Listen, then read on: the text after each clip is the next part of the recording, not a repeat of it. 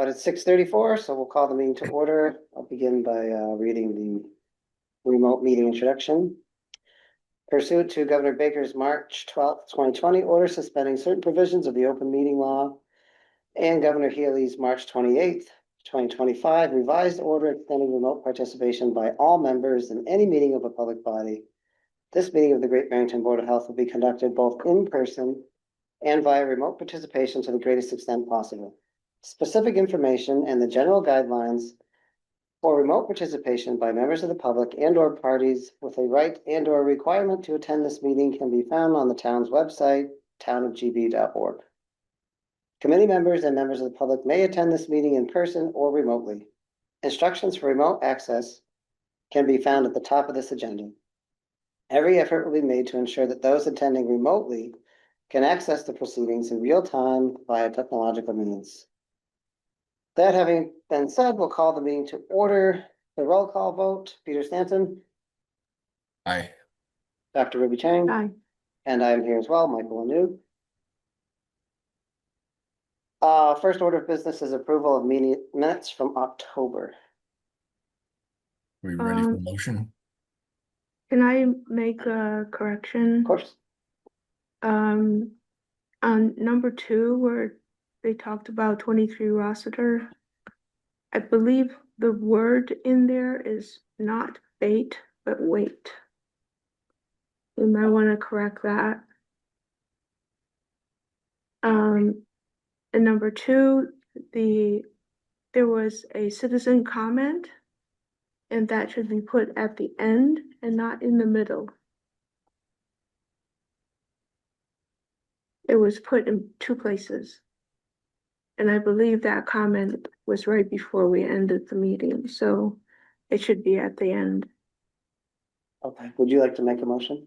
I would like to make a motion to approve the minutes with the 2 changes noted.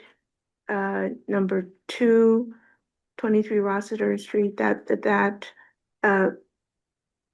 sentence, bait should be wait, and that citizen speak should be at the end. And a second. Seconded. Roll call will be Ruby. Aye. Peter. Aye. I vote aye as well. Thank you. Oh, thank you. Questions and updates in the Board of Health or department data?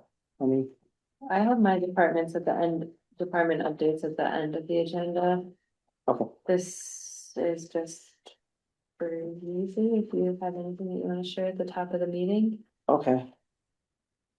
I do, but it pertains to, I did finally, town council did get back to me. We spoke last week briefly.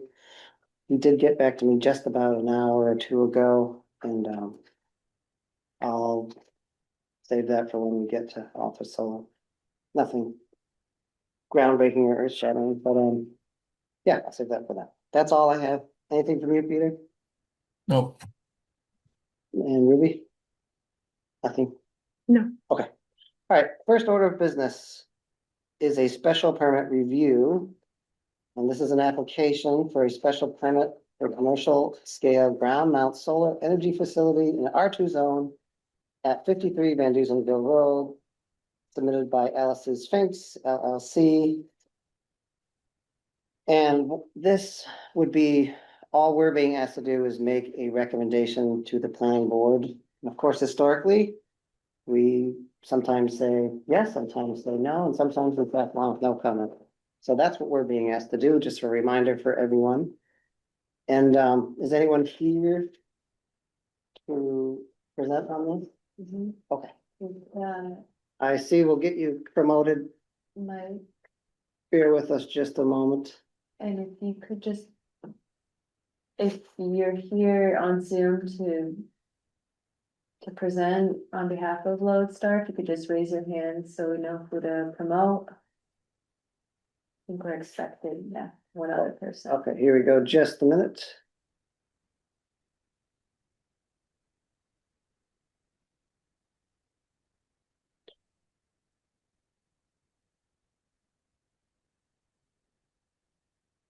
Okay, good evening to you both. Perfect. Good evening, members of the Board of Health. Yeah, so I will kind of kick us off and just give a general introduction for those who don't know, Lodestar.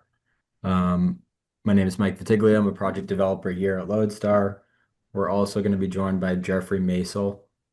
He's likely going to jump on in a couple minutes in case you see his hand get raised as well. He's one of the co-founders at Lodestar. And then we also have Tom Brooks from VHB. And he's really going to jump into the noise study methodology and what our thought process is on the ongoing noise study that we are compiling. But just as a quick aside, I did have a presentation, a couple slides that might be helpful to reference if I'm able to share that. Yep, just a minute, I'll make you. Okay, you should be able to do that now. Let's see here. Perfect. Okay.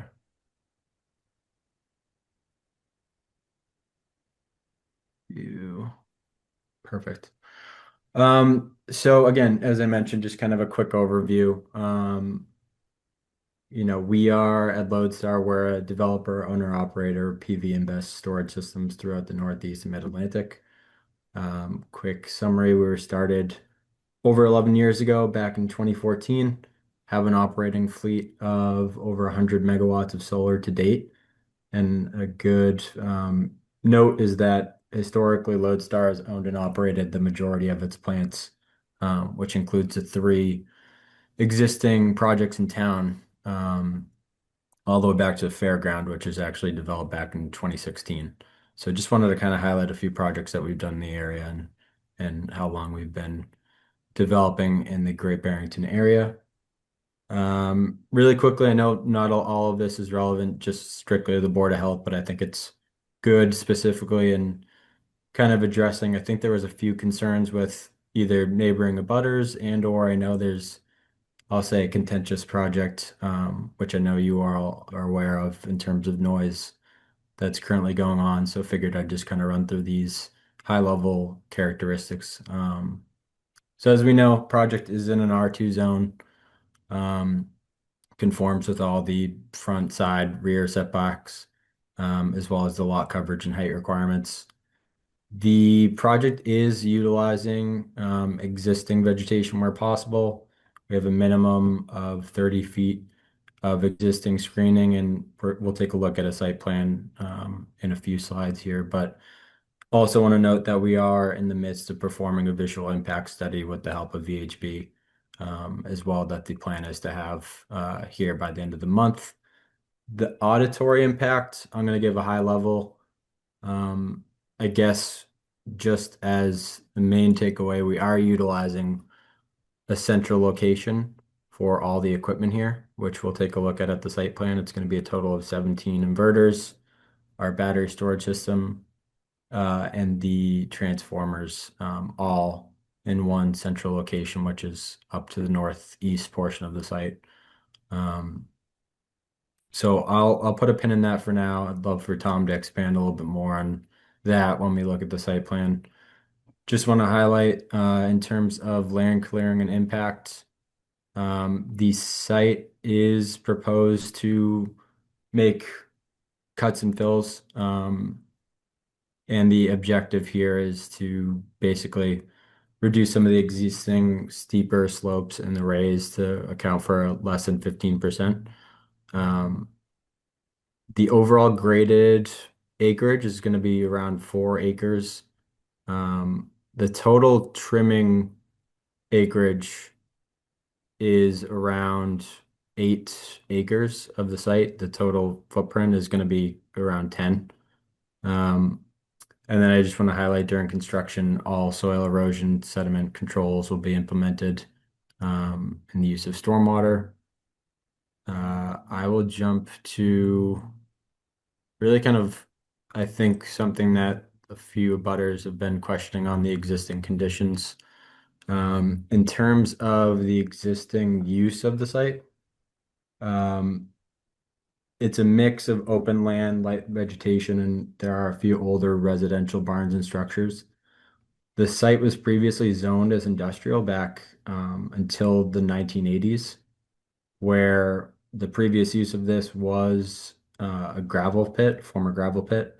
Today, the land is vacant, hosts one residential structure, two abandoned barns. And I did just want to highlight, we conducted a phase one back in May of 2025. Found no visible signs of contamination, no spills, no evidence of recent dumping. And then just to highlight, right, the site avoids any forested habitats or areas of critical concern. And then again, we'll take a look at a easier to look at site plan, but generally, if we think about the abutters, there's an existing solar array directly to the north.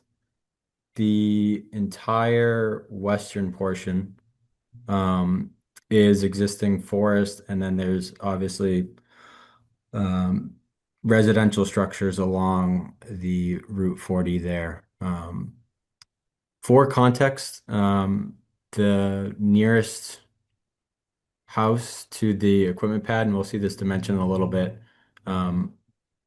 that's roughly a little over a quarter of a mile from their back portion of their residence to the equipment pad, just for context. We feel it's a fair amount of existing forest and tree coverage in that area. To the south, there's the one main abutter, which we can show dimension off of that to his property. Immediately to the east is a commercial use property, which is a cemetery management company. And then there's also a few residential properties along Van Duzenville Road. And then just to highlight, right, the idea here is going to be commercial solar operation. It's going to be around 10 acres, fixed tilt racking system. And I can go ahead and likely just pull up a blown up version of this plan, and then I might just kick it to Tom to maybe just touch on the methodology on the noise study first, if that's helpful. Okay, sure. Thanks, Mike. Did you want me to start now whilst you're pulling that plan up? Yeah, if you guys can see my screen, I have it generally up, and it's more just going to be for context, just showing kind of some of the main dimensions. But I think the intent, right, Tom, is just to notify everyone, we're well aware of, I'll say I think the Park Street project has been a concern for a lot of folks in town. We took measures to get with VHB. We're ordering a full-on sound study, and just wanted Tom to kind of run through what the three big aspects of that will be, and just sort of the methodology. Tom, if you can speak to that. Yeah, of course. Just for clarity, what does VHB stand for? VHB stands for, and that's a good question. I always forget what the initials are. The three founding owners. If you give me 5 minutes, I'll write in the chat exactly what it stands for. But we are an environmental, transportation, and engineering firm with our headquarters based in Watertown in Massachusetts. It's real quick. It's Vanessa, Hangen, and Brustille. Right. I can send that in there. The Yeah, names sorry, of jump into founders, them. three. Oh, it's not Three. a degree of some sort. No, it's the company's name. And what does your company do? We specialize in environmental planning, engineering. We're a multidisciplinary firm, and we have offices all along the East Coast of America. But our main office and main location is in Watertown in Massachusetts. Thank you. Okay. That's okay. So yeah, as Mike said, my name's Tom Brooks. I'm a senior noise consultant, and I work at VHB. And we were brought on by Lodestar to essentially look at this site and do a detailed sound study. In terms of doing a sound study, the first thing we usually do is look at the applicable local and state regulation when it comes to noise. The town of Great Barrington does have some noise regulations, but they're maybe not as descriptive as the Massachusetts Department of Environmental Protection, which I refer to as Mass DEP. So we usually follow the Mass DEP noise policy, whilst also considering the local policy. And I'll go into a little bit more detail shortly on exactly what that Mass DEP policy is. But as a first step, the first thing we want to do in an area like this is determine what the existing ambient sound level in the area. And the reason why we like to do that is we usually, based on research from years of research compiled, actually, it's been found that a change in noise level is really the biggest sort of indication on whether a noise complaint is likely to arise. So what we do as a starting point is we go out into the area before the project is built and we take continuous noise measurements for 7 days. And we use that data to essentially determine what we consider is the existing ambient noise. Once we determine what that existing ambient noise level is, we then build what we call a outdoor noise propagation model. And the outdoor noise propagation model essentially takes all the potential noise sources on the site and we have sound levels for each piece of equipment, and we determine what the overall noise level is on the property lines of the closest what we consider noise sensitive receptors, which are usually residential in areas like this. And sorry, I've got a bit of a cough. And I know Mike has just shown the map on the screen, which shows the closest properties. So once we, One quick question, if I can, what Yeah, time of sure. year, what time of year do you take that initial 7-day reading? Do you do that during the summer, I would imagine, or? it Yeah, all depends. Sorry, Mike. I actually was sorry to jump in. We're actually planning on doing that ambient noise testing, this next couple weeks. So that's going to take place, very shortly here.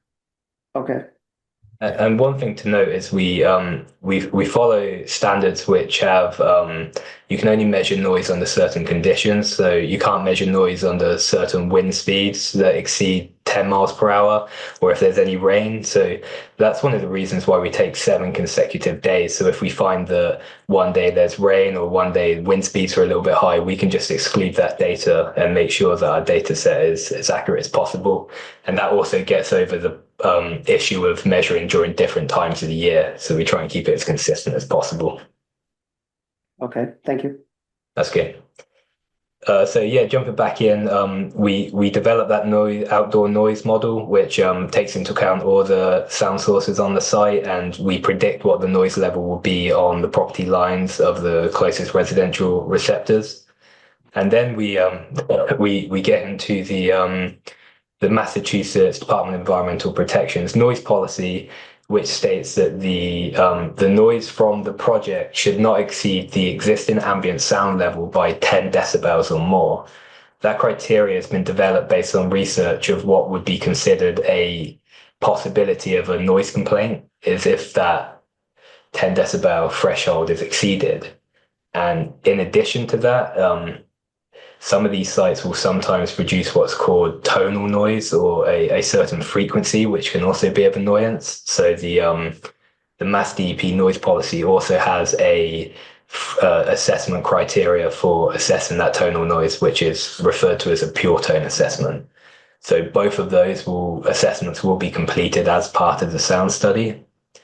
And yeah, we essentially use that Mass DEP noise policy to determine whether the site will be in compliance with the policy. I understand that there are different criteria comparing the basal noise level of an urban area versus a suburban area versus a rural area. And many of the studies have shown that in rural areas, the ambient sound above 5 decibels is considered the limit. Okay. I haven't seen that study. We usually just follow the Massachusetts Mass DEP noise policy, which states 10. But one thing we do is we do take into account the ambient sound of the site, and we obviously measure the noise during the 7-day period. And the method for determining what that ambient sound level is considered quite conservative, because we use a metric which is the L90, which is essentially the sound level that's exceeded for 90% of the time, and it excludes the top loudest 10% of noise sources during that time. And that was the criteria designed that if that 10 decibel exceedance above that conservative ambient sound level, that's when you're likely to experience noise complaints. I did just want to jump into appreciate all that, Tom. Just to highlight as well, the idea with this site um, is that, once the sun goes down, we're not going to have any piece of equipment still operating. So even though we do have a battery, that will discharge before nighttime. So realistically, the only equipment that will be running during the day, none of this will be operating throughout the night. Just to highlight for the board here. Okay.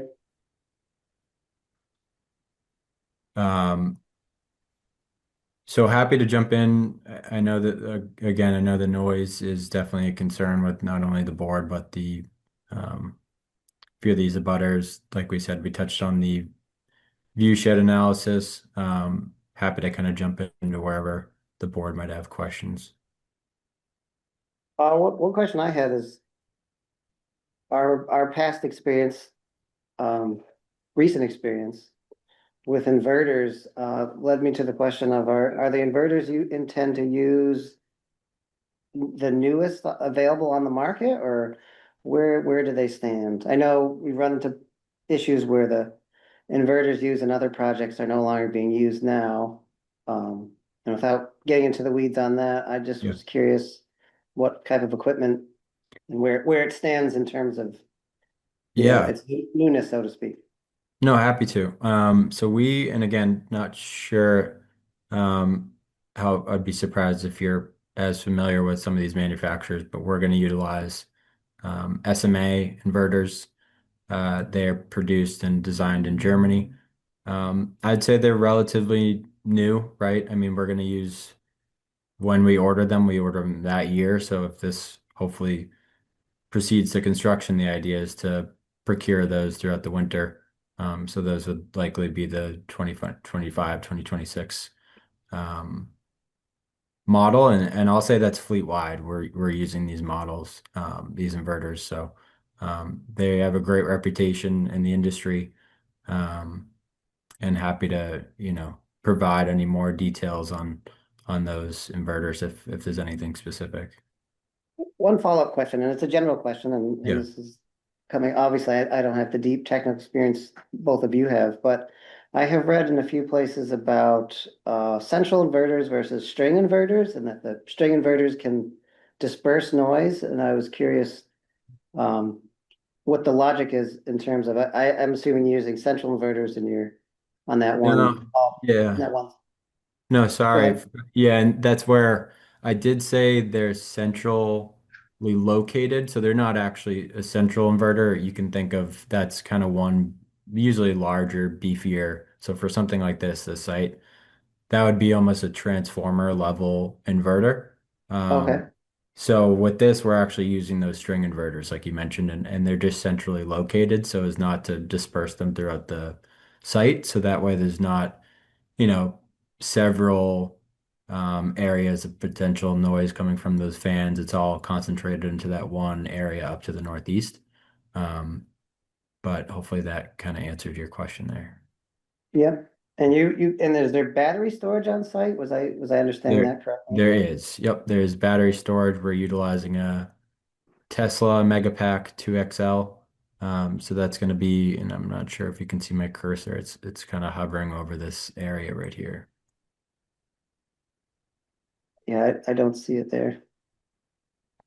Yeah, it's the faint outline of it. Okay. And again, I'm happy to send over the permitted set of drawings in case the board wasn't able to see those, where this is just a general figure, but happy to send over the full drawing set, which I might think help. I think we have the drawings here. Okay. So the solar field operates during the day, as you said, and the power goes directly to the grid then, or does it go? If you just a brief overview of how that works, and in Yeah. terms of, you said there's no noise once it stops working. Yeah, exactly. So the battery is actually going to be AC coupled. So you can think of the sun shines on the panels that will produce energy. The project will have the right to energy could either dissipate towards the battery or will get converted right to DC and tie right into the grid. So we will likely every day um, utilize a bit of the, um, we'll say, kind of meet the threshold of the minimum need for storing some of this.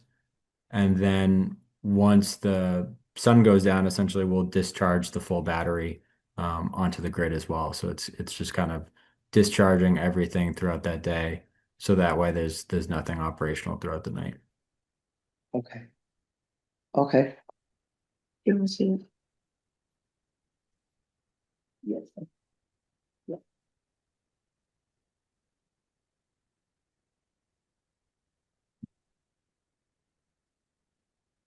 And one, sorry, go ahead. Yeah, I was just wondering if you could send us the specs on the inverters from Germany that you're ordering. Yep, absolutely. Happy to. Thank you. And one last question, Mike, what's the lifespan on a field like this? Yeah, the idea is that so I'll break it into two. The idea is that we have typically a, a contract with, in this case, National Grid for 20 years. So that's the minimum. That's how much we're guaranteed to be able to tie into the grid and produce. The hope is that this could fully live to 30, 40 years. Obviously, that's a bit away. We're not going to know, what updates we have in terms of technology by then.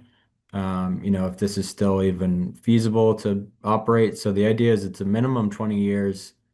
Um, and then, if we're able to retrofit and um, make the project feasible, the idea would be to possibly have it for the entirety maximum life of 40 years roughly. Okay. And at the end of that theoretical 40 years, say you make it that far, what happens to a site like this in terms of Yeah, the it's a good panels? question. So with these, we're required to post a decommissioning bond. So that is going to be directly with the town of Great Barrington. So what we do, and we will kind of have our engineer, and this is a requirement typically throughout Massachusetts. So what we say is we try to forecast out what it will cost to remove this entire site and bring it back to existing conditions.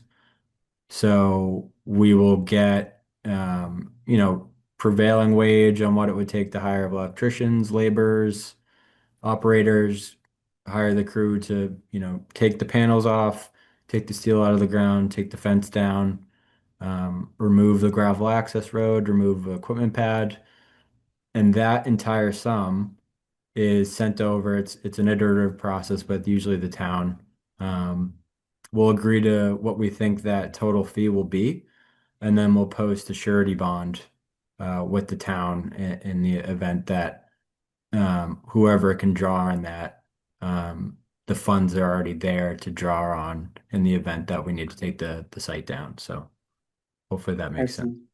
Yeah. And one last follow-up, and the panels themselves, do they get recycled? Is there a policy nationally? I mean, you don't have to go into any just huge No, detail for no, what happy happens to to. all the panels I mean, we have a Yeah, number of solar, like you mentioned there, you guys have 3 current fields going and there are others popping up and running, and correct. I've been curious, what happens to all that so-called e-waste when it reaches its lifespan? Yeah, it's a great question. So it's ever changing. I think every year there's kind of improvements where I think a couple years ago, folks might have said, there's not too much we can do. There's some new companies where now we can actually, at a minimum, I think we can take the modules apart and work, more or less for scrap metal, right? I mean, there's some existing components to these things. There's an aluminum frame, there's silicone within there. So there is tangible value in that, just taking it apart. And then in the future, I think there's a hope that, there will be an easier way to recycle these things. But for right now, typically the main source of recycling is to kind of, take it apart and just you're left with the different components, right? So, I see. Okay, thank you. yep. Any other questions from the board? What I like to know is, how does that benefit the town of Great Barrington? Yeah, absolutely. And I can even jump back to our presentation here. So there's a couple, tangible benefits in our opinion for the town of Great Barrington. I think what I highlight at the top usually is just a direct financial benefit for the town is in the form of taxes. So as of right now, um, the site is vacant. There's sort of a minimum threshold on the taxes that's getting paid. With a site like this, you could expect a consistent revenue in the form of a what we call pilot, which is an acronym for payment in lieu of taxes, which is what a lot of towns will do as opposed to, figure out the applicable tax rate for these. Um, there's the local clean energy production, which we like to say, right? We're trying to meet the state incentives for the 2030 50% below emissions and the 2050 net zero emissions goal. Um, a big one that we like to pride ourselves on is the energy saving for the residents. We do have the three projects in town. One of our main off takers is the Great Barrington Housing Authority. Um, and their subscribers are all low income subscribers, I believe, and that's roughly a 50% discount on their energy savings. So we really are happy with that. We're able to offer that assistance. And lastly, I'd say the idea for this project is to be a pollinator low growing meadow mix. So that is going to be, um, a more low impact and benefit to the environment and being a pollinator friendly mix. And then lastly, right, just the local jobs during construction, I think is something that's going to be great as well. Thank you. Yep, absolutely. Anything further? Peter, any questions? No. Okay, well, since this is something we're gonna vote on, we will take public comments, and I'll remind everyone that all questions get directed to the chair. And, please state your name and address, and let's say 4 minutes per person. Since we have some people who ventured out on a cold night. And, we'll take those, if anyone who's attending online would like to ask any questions or make any comment, to do, raise your hand. But we'll start with the people in the room until we see some hands, if any. I just want to remind the chair that under public meetings, as far in a situation like this, that residents have as much time as the people who have presented. If you look at 34-1 citizen speaking time, right here. So they've had longer than 4 minutes apiece, so, Okay, okay. Would you like, should I go to the table? you could, I think you could sit there if you're comfortable, or wherever you're most comfortable. I'm comfortable almost anywhere in the Okay. meeting room. Okay. Michelle LeBaire, 70 Division Street. We have residential, we have commercial, we have industrial. Yes, at Nolan's, which is industrial, there's a solar array. On 183 at Rising is industrial. This is R2 residential. When is the town of Great Barrington going to stop ruining our residential neighborhoods? This is a residential neighborhood. This is not a small, this is right in the title, a large scale commercial project. This goes against, if you read our zoning bylaws on solar, 9.12, minimize impact on and loss of scenic, natural, agricultural, and historic resources and the character of residential neighborhoods. Encourage the siting of such installations on rooftops, brownfields, and industrial. That's not what this is. Whatever it was years ago, that's not what it is now. I grew up in the area. Yes, there was a gravel bed there, which wasn't supposed to be. That's why it's not there now. I am living in I inherited my parents' house. I'm 67 years old. I still remember my parents and the people in that neighborhood battling what was going on Van Duzenville Road, whether it was Gillette's gravel bed or Nolan's gravel bed. All one has to do is take a walk down Van Duzenville Road and see what's going on there. There are people who live there, and no one seems to care. It's time for us to put the brakes on this. We don't need this. There's no benefit to me. Hey, Michelle, your electric bill is going to go down. It's not going to go down. Pilot taxes?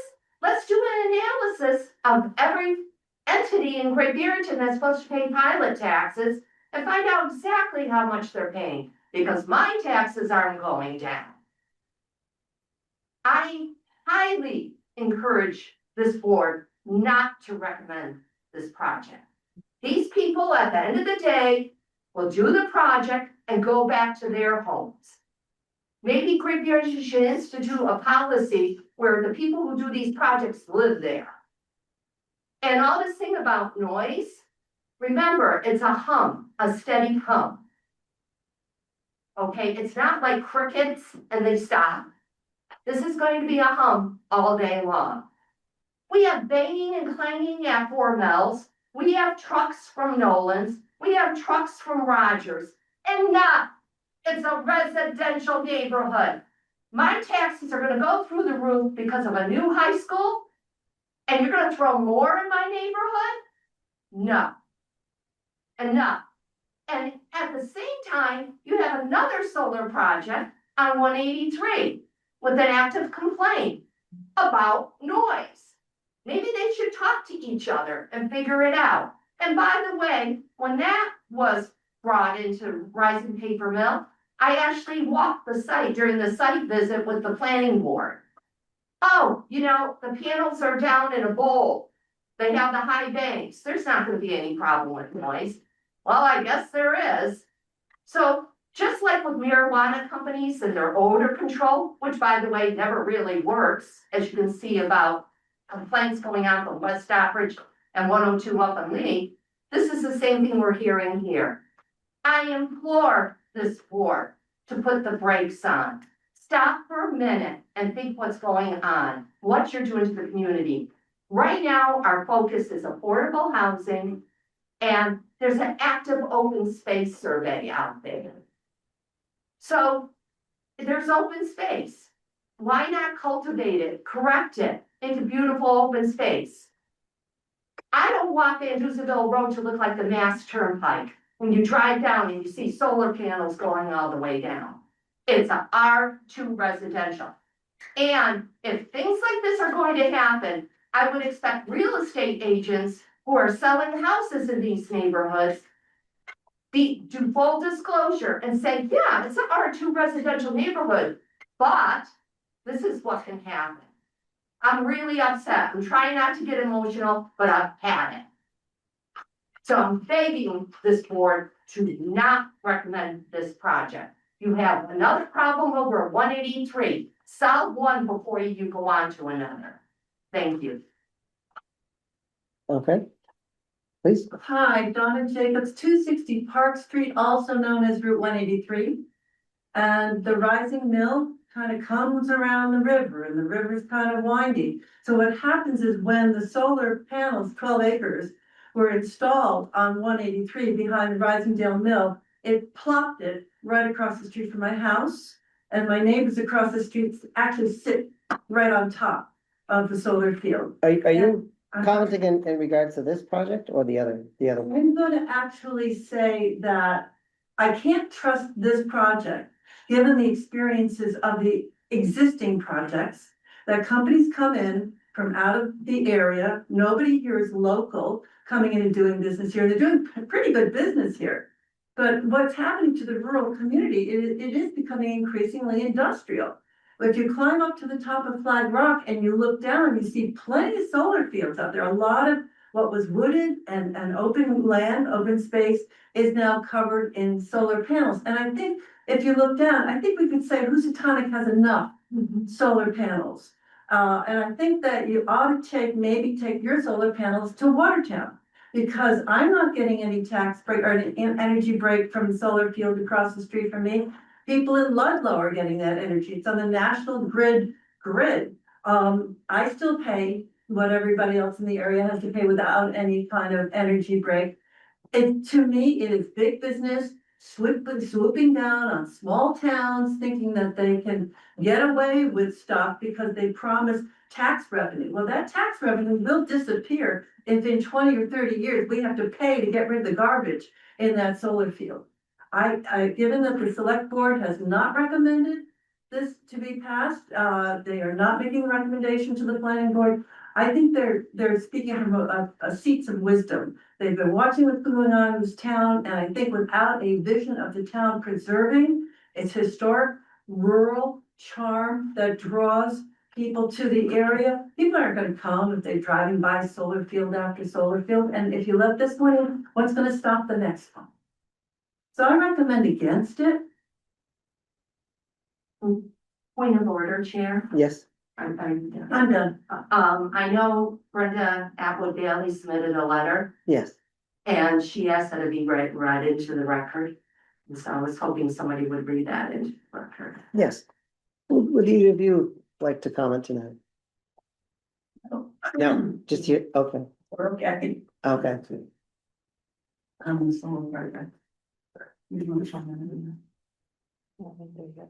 What's that?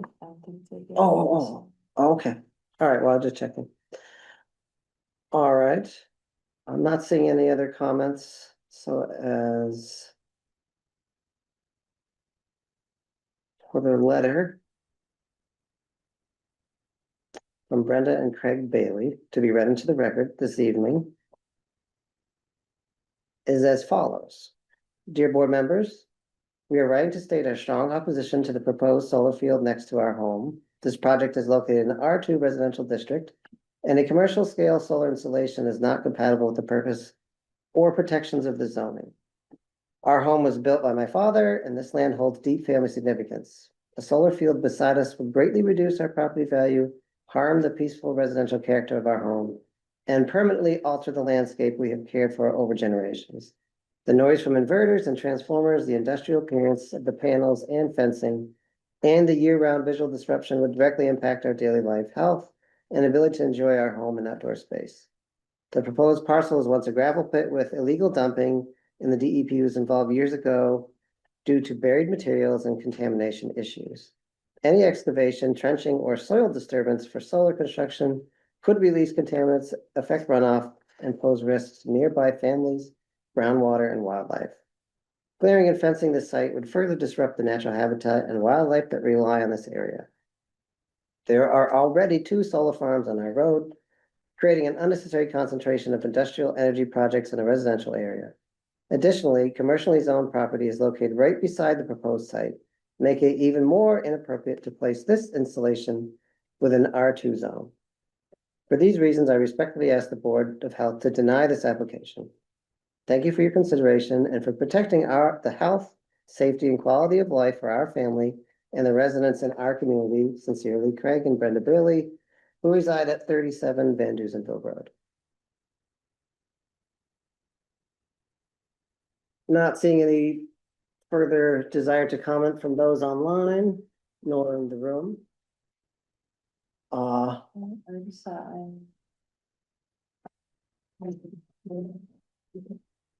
There you go. Just a moment, Eileen.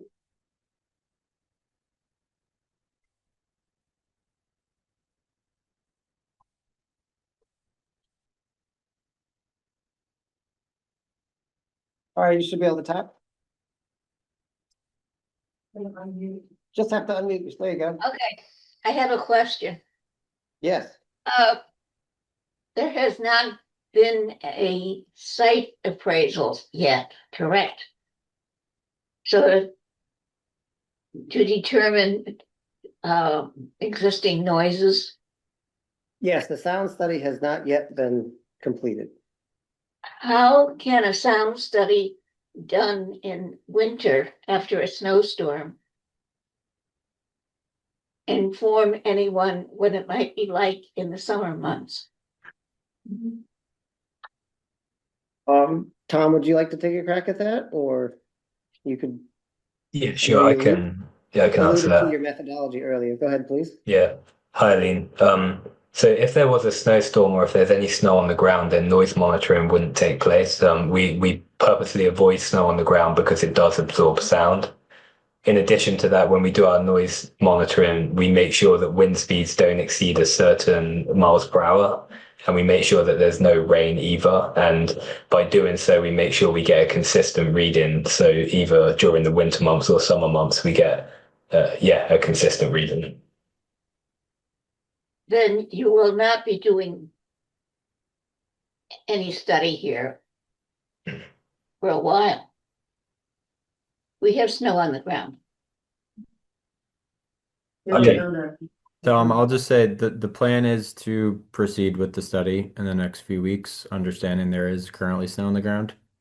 We'll have to revisit that site visit to get the existing ambient noise, but the plan is to proceed with that existing ambient noise in the next few weeks. But the Realizing the ambient noise, how do you adjust so that you know what the ambient noise would be in the summer months when people are outside? In terms of adjustments, we usually just take into account the weather conditions when we take those measurements, and there are additional procedures that we can look into if we believe that when we do our noise monitoring in a couple of weeks, if we find that we think the noise levels would be higher, would be lower during the summer months, then there are adjustments that we could make. Okay. Thank you. All right. Thank you, Eileen. I see one other hand up. And we'll hear from Jennifer Connor Shumsky. Just one moment.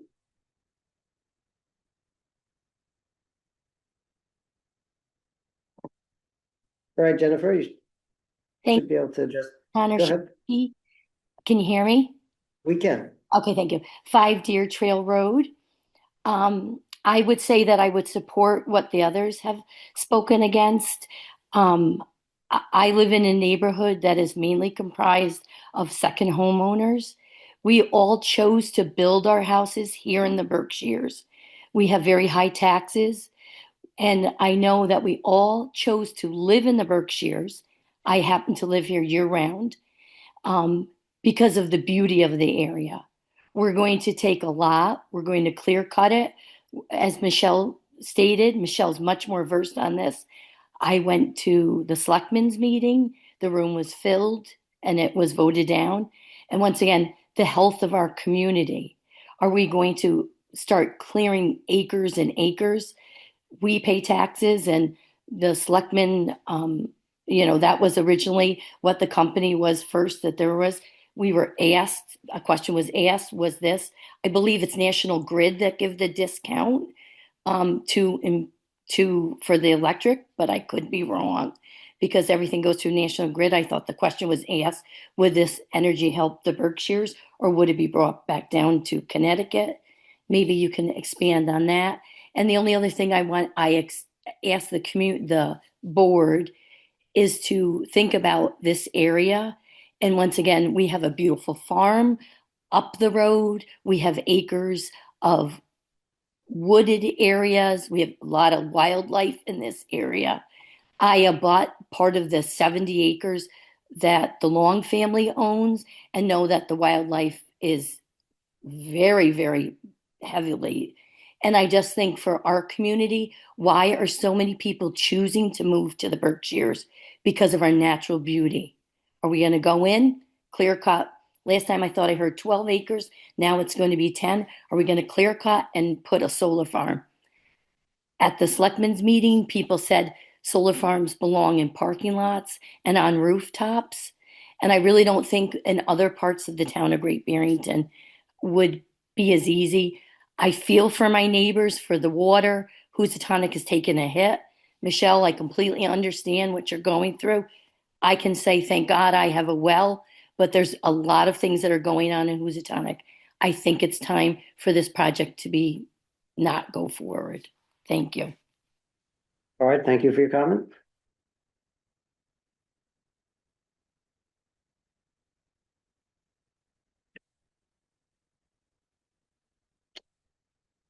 Not seeing any other hands online. Point of order clarification. Yes, Do I understand correctly that your vote tonight will move this project to the next step? Will it approve the project to go forward? What is the vote for? we, for any special permits, Yes, the applications get sent to the other boards for comment. We are just making comment. We can, as I mentioned earlier, we can give a positive, we can recommend a project or permit or a special permit be granted, make a positive recommendation, negative, or just pass along with no comment. I don't know how we could make a recommendation when there hasn't even been a sound study. How can this board go with confidence to make a recommendation when the data isn't available? Well, I think you're skipping a few minutes ahead of me, so I appreciate your comments. Sorry. That's okay. Seeing no other comment, I'll put the question to the board. I think for myself, I do have concerns as well about project being cited in this zone. I think for us specifically, based on our most recent experience, sound is a major concern of mine. I understand from the gentlemen what they intend to do, but given that we don't have a sound study this evening, and there is even some question raised about how the study will be conducted, my recommendation to our board is that at this time, as of this evening, that we pass on a negative recommendation to the planning board, given that we don't have a study which to give any kind of informed comment to. So given the lack of information, that would be my recommendation for our board, but on but one voice. How do you feel, Ruby? Thank you. Peter? As you all know, we do live here for a reason. It is for peace. It is for the nature. It is to help us so that we could live in a calm environment. And I totally agree with all the residents who is in R2 zone that that's what they expect for living in that area. If you wanted to live in an industrial zone, you would have moved to an industrial zone, but you're not. And there's a reason for that. And so I respect all of your comments and also very sincere understanding of the situation. And I totally agree with what Michael is saying. First of all, it is an R2 zone, and there's a reason for that to be there. It is not an industrial zone. And the industries that's already there is already of concern. So having said that, I would say I would not recommend this to go any further. Okay, Okay. Peter, any?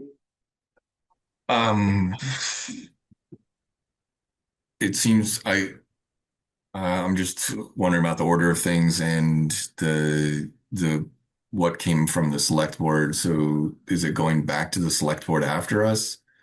Or have they already kind of put a negative spin on this? I think the next is the planning board will take this up. So the Yeah. reviewing boards are the select board, the conservation commission, and the board of health.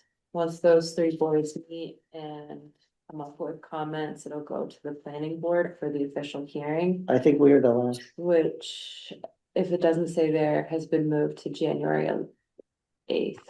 Okay, Yes, yeah, the Concom has already weighed in on it. I've been trying to get Otherwise- information from the town. I didn't realize it was going there. Does anyone know what the hell, I'm trying to find out what happened. There was no, it was determined from memory, there was determined there's no jurisdictional Okay, impact understood. Yeah. for the Concom code. Understood, thank you. Yep, so I believe we're the last board before it goes back to planning board. Yes, so we are the last to make a comment. Well, generally, I'm in support of solar. I also like the idea of a gravel pit or ex-gravel pit being utilized for something useful and not just the wasteland that it basically is. I also I understand the residential zoning and the concerns of the neighbors.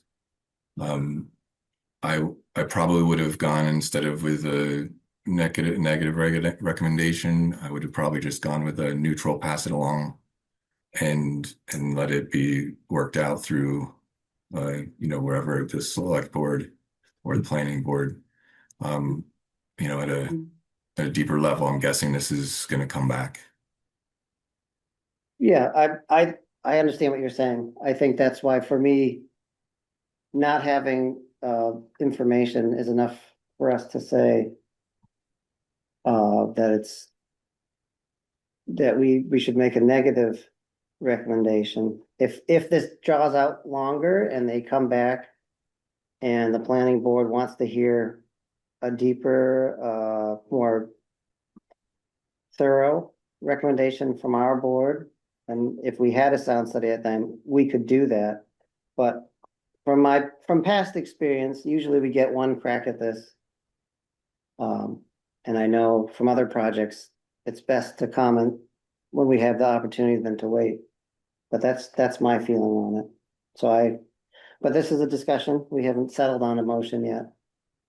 Well, I think one concern that I do have is the fact that this is in the planning stages, and they knew that sound and noise is an issue with the Board of Health, yet they did not do anything to help satisfy our needs to better understand what the results of this noise testing results are.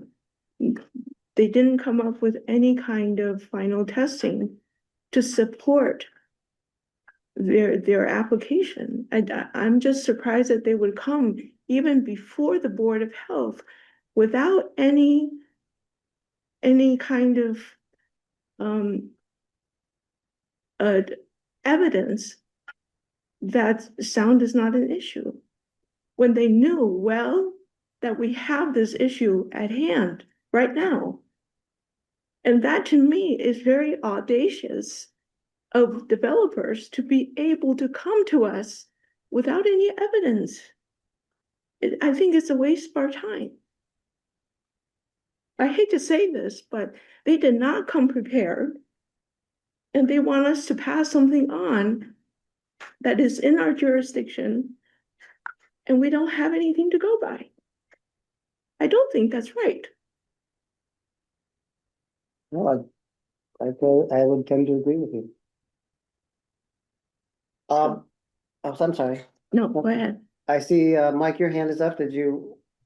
Yeah, Someone else? just wondering if we're still allowed to comment. I mean, I understand, and this is where, the idea here is we want to be, I'll just say, we understand the concern at the Park Street project. I will say that part of the reason why we don't have a finalized sound study in hand is during the application, right? The way the ordinance reads, it does not mention specifically a sound study is required. This is where we were hoping enough from describing the decibel level of the inverters and what the specifications mention. Given the distance from all the residences, it's upwards of 500 feet plus for the closest residence. In some cases, it's a third of a mile. We're hoping that that would, be enough to evidence to go off of that. Sound is hopefully not going to be an issue here. But preemptively, this is where we've hired VHB within the last month. these sound studies, as we said, we can't do these in certain conditions. The closest opportunity we have is for this third week in December. That's what we're doing. We're trying to get ahead of this. We're trying to provide adequate data here. But I would say that a noise study explicitly isn't called out in the zoning ordinance. So, that's not necessarily a requirement that we saw, but we are trying to get enough data to give the board here and the planning board comfortability with the project going forward. And then I know Tom might have had some comments. Okay, Yeah, thanks, Mike. And yeah, firstly, just want to echo the fact that I do understand the concerns of the local community. I just wanted to say, in regards to the sound study, we have done some preliminary calculations, and Mike did show those calculations on the screen. And what we're finding, based on the proximity of the sound sources that we have and the sound levels that they produce, is that it's unlikely that these sound levels will exceed 30 decibels at the closest property line. And just for context, I've worked on a number of projects in Massachusetts and a number of different towns, and in an area like this, which is considered rural, during daytime hours, we usually measure noise levels in the range of around 35 to 40 decibels. So I just wanted to just say that there has been some preliminary noise work done, and we do not believe there's going to be any issue for noise based on the work that Lodestar have done in terms of siting this equipment and putting it into the center of the site, and also putting a lot of work into specifying equipment that is low noise. And one thing I can say from the inverters is the inverters that they've spec'd are definitely lower noise than inverters that I've worked on other projects. So yeah, thank you. and gentlemen, I can appreciate the point you're trying to make, is that because this isn't strictly a requirement. And you've tried to make an effort to address some of the concerns you thought we might have, or from what you've heard from the community, but I hope you can also appreciate that being asked to, in my opinion, either not comment or provide a positive comment without actual data, however big or small that might be in the end. And given some of the issues raised about when a sound study would be conducted, I mean, we had one comment tonight asking about snow, and that to me kind of raises some red flags. And I think we can all appreciate assurances from people who say this thing or that, but at the end of the day, we don't have any hard data in front of us to make an informed choice one way or the other. And from my past experience, with opportunities to comment, and from hearing from residents on other issues as well, that's why I would recommend that our board pass this on with a negative recommendation. And that still stands. And I hear you, Peter, what you're saying, but that's my, as of this evening, given what information we have and don't have more specifically, that's my recommendation for our board. So unless you guys would like to come up with a different idea, I would look for a motion for a negative recommendation on this project to the planning board. Yeah, Mike, I think I just want to clarify, what's your understanding from the comments from the neighbors around, is it the sound, or is it just the nature of kind of industrial work happening or an industrial structure in the neighborhood? Because if it's really the sound, then I'm fine going with the majority vote on this, but then I would want to encourage the solar company to come back with the data, and so that this can be revisited, because if they can manage the sound, then I would want to support the solar on a old gravel pit. But if there's other major concerns from the neighbors, then we probably need to pay attention to those as well. Well, for me personally, not having any information about sound, I mean, we have references to other potential similar levels or projects, but we don't have anything specific to this site. I think that's my biggest concern. I'm not necessarily pro or anti-solar. I'm kind of indifferent to it, but I think it can't escape my notice that about the siting of this project in this zone. So that's definitely a concern of mine, but I think the biggest issue is that we don't have any data in terms of a sound. We don't have any completed study even to look at. And there could be further questions even with that study, but we just don't have anything. I have to make a correction that if you do a aerial view of that area, it is covered by trees, bushes. I don't think it's just a plain gravel pit. Can I just say something? I may be wrong. We've already. No, we're trying- it's not a gravel pit. It's We're, at this Been time, we're reinforced. deliberating on our motion. You did, So we, you didn't second a motion and go into discussion. Didn't even hear me. Yeah, you didn't make the motion, you didn't second the motion, you didn't go into discussion. And you also let them speak again. And what I want to say is that gravel bed, I don't know if Mr. Stanton's been back there. That was decades ago. It's not like Bill Nolan's gravel bed, which is an active gravel bed. The site is a healed gravel area. Mhm. As Dr. Chang has said, vegetation has taken place, wildlife has come back. We have bobcats, bear, everything back there. So it's not, again, you look at Bill Nolan's, yeah, it's a gravel bed. But you look at this, like I said, that's gotta be probably 40 years ago. It's a recovered site. Yeah, I just want to make a clarification that it's not a gravel bed. Thank you. And I'm fine to go ahead with the motion. okay. Did you make a motion? No, there's been no motion put on the table yet at this moment. Oh, We were okay. still deliberating Okay. about that. Peter, do you want to make a motion? Do you want me to make a motion? Go ahead with the motion. I'll support the motion. We'll let it go to the next step. Okay, I make a motion to deny, To pass on a negative recommendation. to pass on a negative recommendation at this point. Mike, are we able to ask the board here to delay a decision tonight and not vote so that we can come back and bring the appropriate noise study to the board here? I think you could come back to us at a subsequent meeting, but I think I would be more comfortable voting the way we want to vote this evening, given that we don't know how the planning board's really gonna come down. You know, it's too speculative to say what could happen, but I would say, given my past experience, it's best to comment when we have the specific opportunity to do that. Just Yes. Rebecca. on this point, so the planning board hearing was going to be in December, and now it's moved to the 11th. If there's any chance that the planning board won't make a decision in that one hearing, that one night, Yes.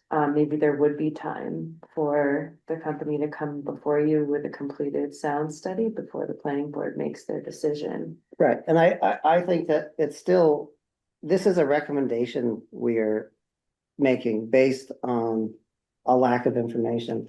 If more information is brought to us and the planning board says, hey, we want you to take another look at this, then we would certainly look at it again. But I think it's appropriate, given what we know this evening. There's more to it than just as a noise study. It also has to do with multiple inverters put together and what is the end result of the sound level coming from them. And I would need some data to show that this installation has occurred in other places, and I want to see what their sound testing results are. Does that make sense? Yes, so It's not just, it's just ambient sound and whatever. It really has to do with the installation of all the inverters put together on one pad. And then looking at the resonance of the vibrations and figuring out what does that do to sound? And have you installed other ones that are just like that? And I want to hear from other towns to say, what were their experience? And this is So- where I would just say, Mike, if we are, our plan is to have that planning board meeting next month. We're not gonna push the planning board to make a decision for that meeting, so this is where we would appreciate if we could re-meet with the Board of Health here and ask to not make a recommendation tonight, knowing that that planning board meeting's not gonna rely on a decision. So I would just I double can check and say that's what we would prefer to move forward with. I can appreciate that. That's a question for the board. Do you want to delay this decision, or would you like to make a decision this evening? I want to make the decision today because they were not prepared and they did not give us any evidence. Okay, And It's they're not asking about- us to pass something on when we have no evidence, and that is just not right. I mean, as Peter alluded to, we can pass it on with no comment, and the select board is well aware of the planning board is well aware of all these issues. It's well within our right to simply pass this on with no comment. No, I think I would like to have a negative Okay, because they were not supportive. They were not Why- prepared. And I do not trust people that don't come prepared, and I would tend to agree with you on this particular issue. especially knowing what we've gone through. Yes. Go ahead, Peter. Yeah, I don't think we know all the reasons we ended up here tonight with the particular information, and I don't think we need to punish anybody. And I think that we could pass it along, and instead of giving it a negative recommendation, we could pass it along saying that we can't make a recommendation because we don't have the information we need, and we could just stop at that point. But I would probably add something like we encourage them to come back with more complete information in the future. So we could do that. You guys can vote, not me. You guys can go ahead and do that. Well, I think Eileen has a comment. we do, Yeah. I'm comfortable with you with passing along a negative recommendation for this project. I appreciate the comments from both the gentlemen who presented tonight and from you, Peter. I think on this one, I'm on the same page with Ruby in terms of what I'd like to see happen tonight. And like I mentioned before, this is just a recommendation. If the planning board meets and they want to hear that the Board of Health is really gonna be having us look further at a sound study that's to be completed, if that's something that they determine that they want us to weigh in further on, we can always do that. But I think as of tonight, as of what we have and don't have, my recommendation is still to go with a negative recommendation to the planning board. Yeah, I have one more thing, and not to prolong this too much, but and also just before I say that, kind of a point of order, should we be closing the public comment? Was there a procedural step that we need to take here? It's not a public hearing. Okay. Okay. It was just comment and discussion prior to a vote. Okay, great. Okay, I'm wondering what our jurisdiction is. What do we need to be focusing on? And I think that the one that steps out to me, we're not hearing any particular environmental concerns except noise. And our jurisdiction does have something to do with noise. So I mean, I also didn't hear that the noise put us outside of the guidance that exists around noise. So I think we should be cautious about a negative vote based on that. I do think that I think we can pass it along, and you can pass it along. You two have the majority and you have a direction. I'm fine with that. I expect that really it probably doesn't make any difference because it is all going to come back around when they do have the data that we wanted to hear about. okay. I would simply suggest that we tailor our motion specifically to say that due to a lack of data and study on the impact of noise, that's why we are making a negative recommendation. That's fine. Okay. So moved? Yes. Okay. So we will take a roll call vote on this. So what was the final? We are passing, so I would like to see a motion that we pass this on to the planning board with a negative recommendation based on the lack of data and completed study regarding noise and its impact on those who live around this proposed project. Yes, So moved. I second. Okay. Roll call is Ruby, Aye. Peter, Aye. and I vote aye as well. Thank you, gentlemen, for coming out. And good evening to you. And Thanks, Joe. thanks for presenting. Thank you. Thank you. Okay. Our next item of business is for 41 Pearl Street. This was a review of a correction order from August 19th. And this was an order that was done by the Southern Berkshire Public Health Collaborative. Do we have anyone here for that this evening or? I just want to point out that we still have a couple people in the panelist level. Oh, thank you. Oh, Jane's there.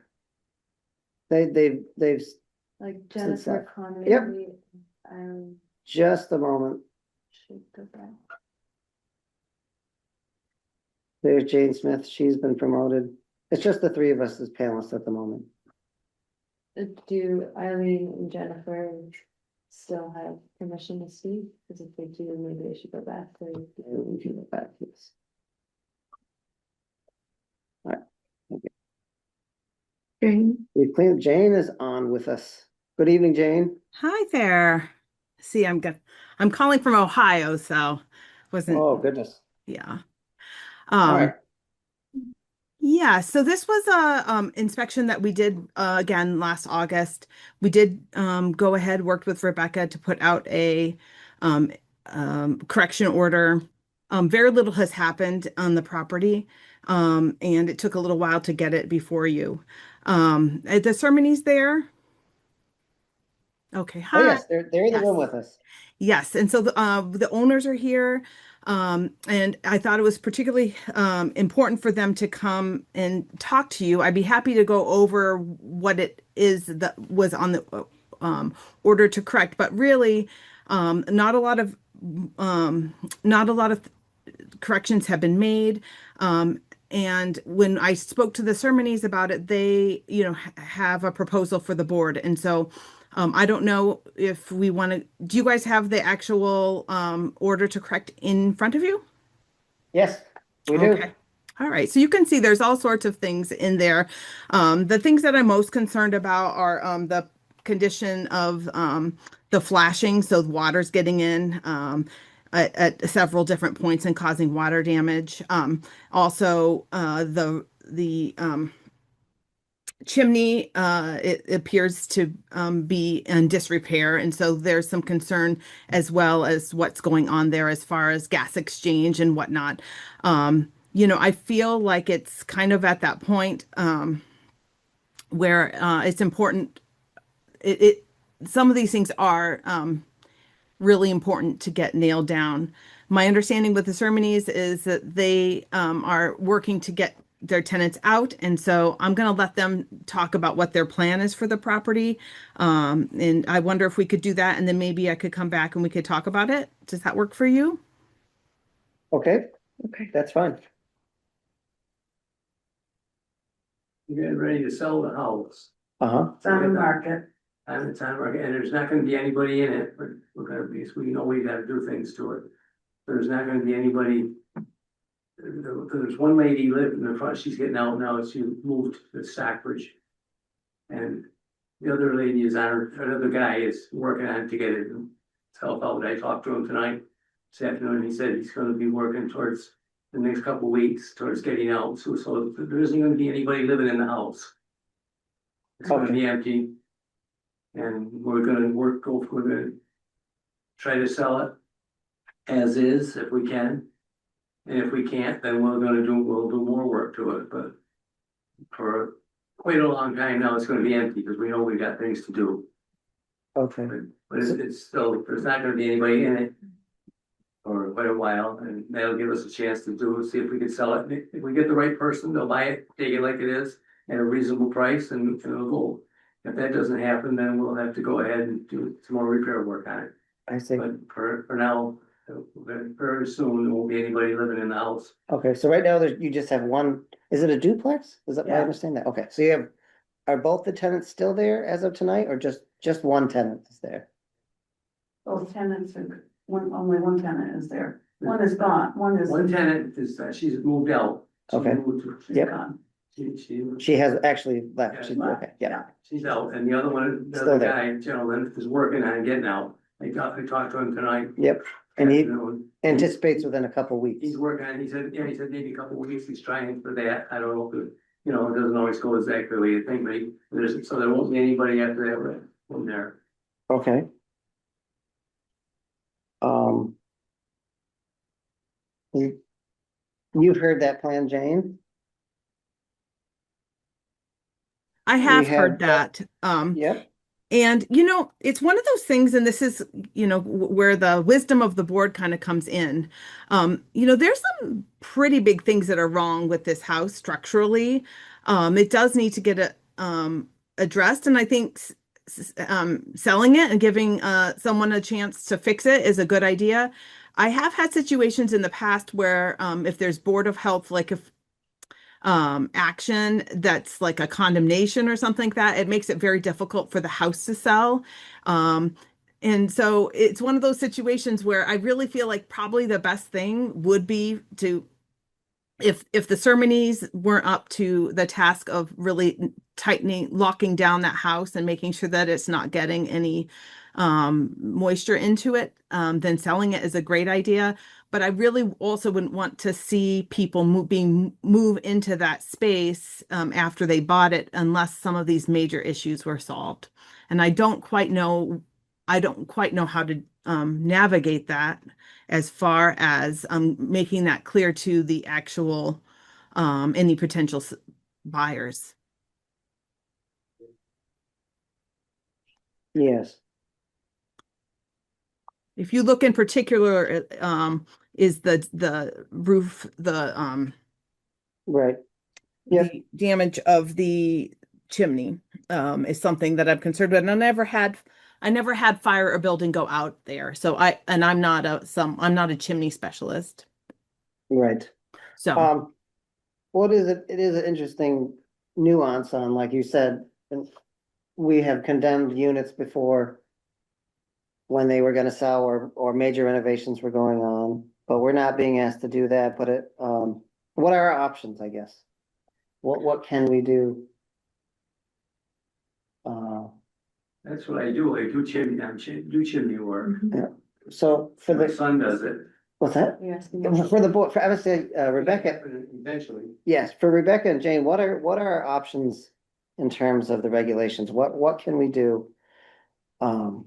I mean, if it was going to be vacated, we wouldn't necessarily have to do some sort of like condemnation or declaring it unfit for human habitation. It I wonder if because we've been hearing since August that the renter that's currently there, we've been hearing since August that he's been trying to move out, right? So like this is something that's going on and on. He doesn't even have cabinets they've ripped from the wall, but and so I think that having some sort of if they are going to put it up on the market, that there needs to be some sort of disclosure to a potential buyer that these items need to be fixed before it gets rehabitated. If it is a developer or someone who intends to fix it up, that none of these issues might be a deterrent to purchasing the house. Jane, can you comment on the number one conditions deemed to endanger? Can you comment on that? Are you guys looking at you're looking at the correction, or I'm looking at?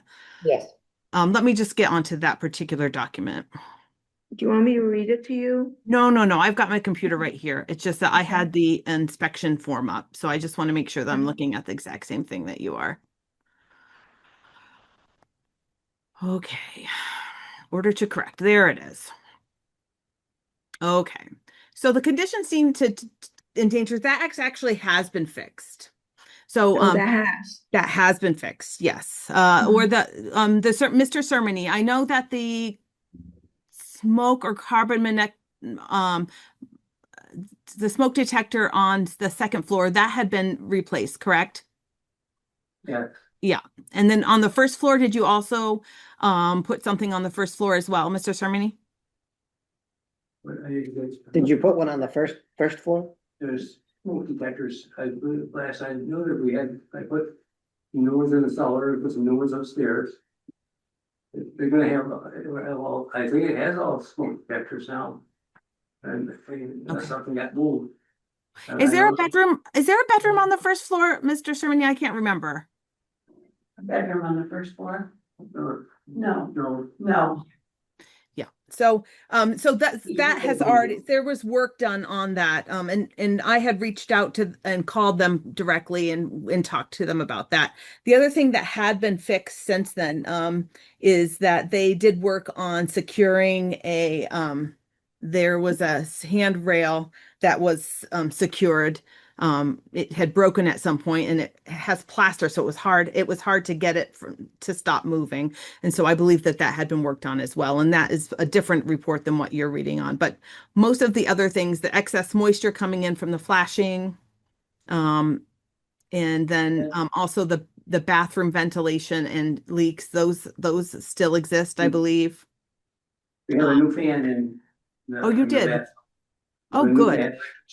It was sort of electric, put a new fan in for us. A new, in the ceiling. There was one there, but it wasn't working properly. We put a new one in a while back, a couple weeks ago, or maybe a month. We put a new one there. And I'm planning on I'm not sure where smoke detectors go, but I will know when we do them. I wanna make sure I have enough of them in the right places and everything. Yeah. And also, we had the light in the kitchen, I don't know what was going on, the kitchen light was all falling down, I had that replaced. Repaired, and I fixed some of the railings and some other, I had quite a time getting they had a lot of dampness and moisture in the bathroom. And a couple weeks ago, I had the plumber in there, again, we've had him several times because we keep having these leaks. And he fixed that, he had to cut through the wall and one thing or another, but so we did that within the last 2 or 3 weeks. But we put the fan and also there's a couple other things too that I replaced. So when was the last time an inspection? We're trying hard to make it better. But by the time we get done, if somebody buys it and wants to do the work, that's fine. Some people will do that.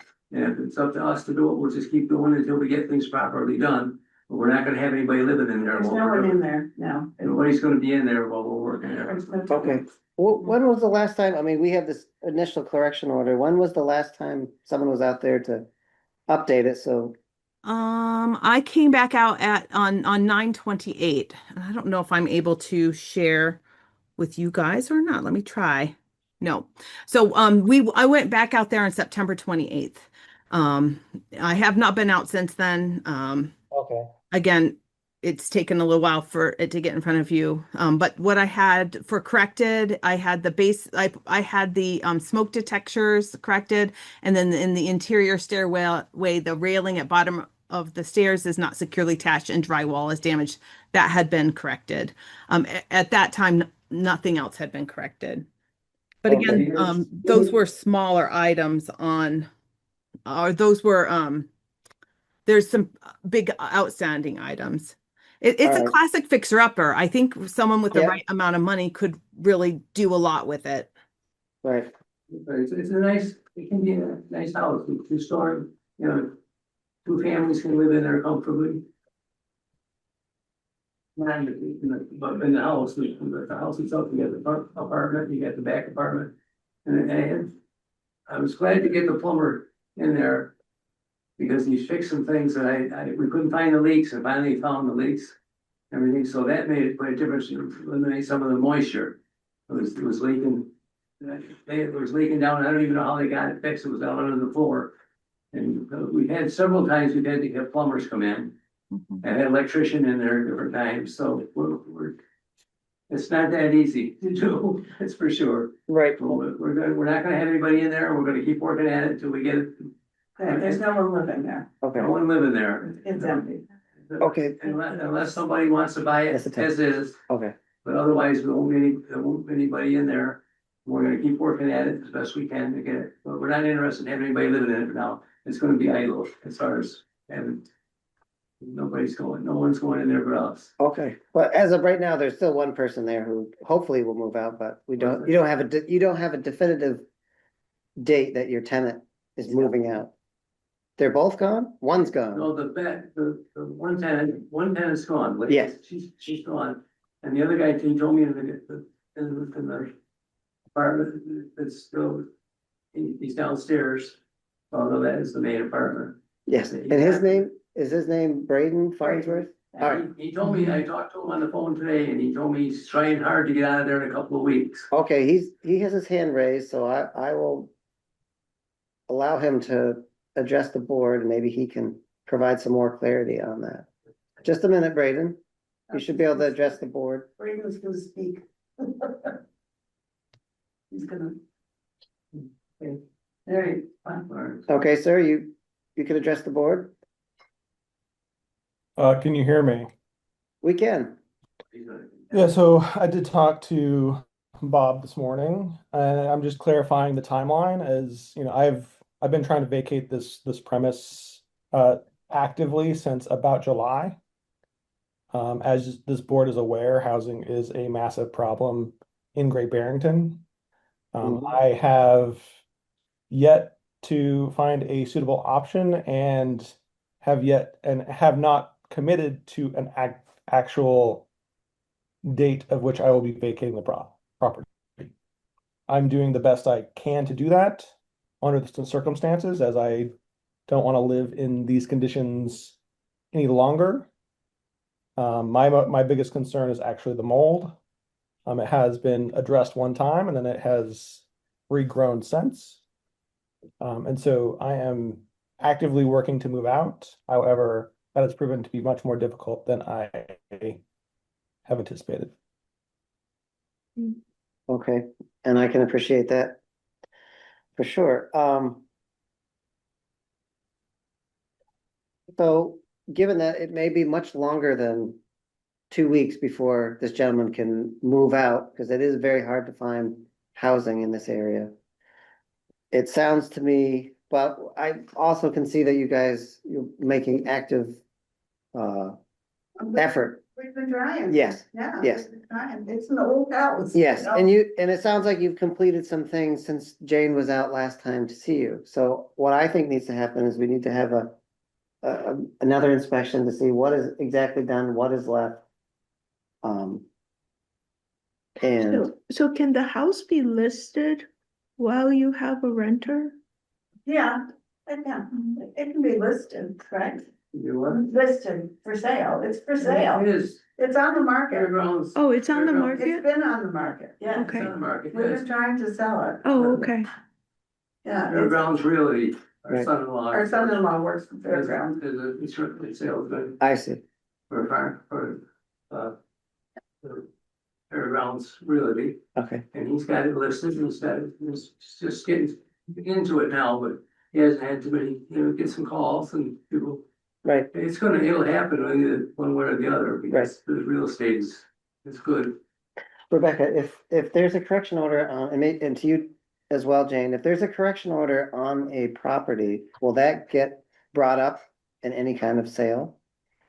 I think that it should. I don't know if we have a mechanism of requiring it automatically, but they should be declaring anything that they know is wrong with the house. I think the biggest issues with that house right now, to Braden's point, is the flashing in several areas, it's not weatherproof. So water's coming into the house. So it's degrading every time there's a rainstorm, essentially. And I am concerned about that, especially if Braden is still living there. Jane, do you know if that chimney can be used now that with winter coming? I Because don't know you- a lot about chimneys. You can see the picture. It doesn't look great, but I don't know anything about, don't know anyone about chimneys. So if we did do another inspection, I would probably want someone who knows more about chimneys to come out, either the building inspector or the fire inspector. You don't do chimneys in the winter time, you know, when it's cold or, you know. And I know that's what I made my living all my life is doing chimneys and masonry work. And I know that that's one of the projects I got listed, and we're gonna have to do something with it, chimneys, check them all over. But I have checked different times when it rains, and it may come in sometime, but I personally haven't seen anything coming in. But I'm not saying it didn't, at certain times, but we're gonna take care of that's one of the projects that we got. Unless we sell it to somebody and they take care of it, that's the thing, but eventually, when the weather gets nice, we'll go over, make sure that the chimneys are all in good shape and the flashings are in good shape, and so. So, we're Jane, working at it. what are our choices? Can we continue with the order, extend it? So all I can do as an inspector is do the 30 days. Obviously, we're well past that. The board can extend it. And you know, I would encourage the board to prioritize the weatherproofing of the house and create a date certain that they have to get that done to kind of put some pressure on it, just so that the house doesn't degrade over the winter. That would be my recommendations. And then some of the other smaller things, you know, maybe you could push it out farther. But my recommendation to the board at this point is to weatherproof the house and create you could maybe extend it, you know, before your next meeting that it needs to be done. But given that it's been, well, 3 months anyway, but more like 3.5 months, and not a lot has happened on that front. I feel like that the long-term health of this house is going to be impacted if weather continues to come in. Right. So my concern is the fact that this house is being rented. There is someone renting and living in this house. There are issues with the house that is of a health concern, mainly the mold. And also, we don't know the status of the chimney. And that chimney, if that renter decides to burn something in there and there's creosote and hasn't been cleaned, that could be a fire hazard. So these are the issues that the renter could be facing for renting your home. Do you see what I'm saying? You know, quite yet. You know, and he is paying rent to rent this place. So you have an obligation to the renter There that, isn't any renter, There's nobody in there. there's no one living there. No one's living there. Well, The house is empty. Mr. Farnsworth is living there. No, he's gone. He's gone? Yeah. he just said he was Brady's not here. gone yet. Braden's not. Brady's not gone, but he told me today that he's trying. Yes. He's trying. And he told us he's been trying since July. There's no one gonna be living in there. Right, so, Right, but at this point, there is someone living in there. It has to be tested, it has to be checked properly.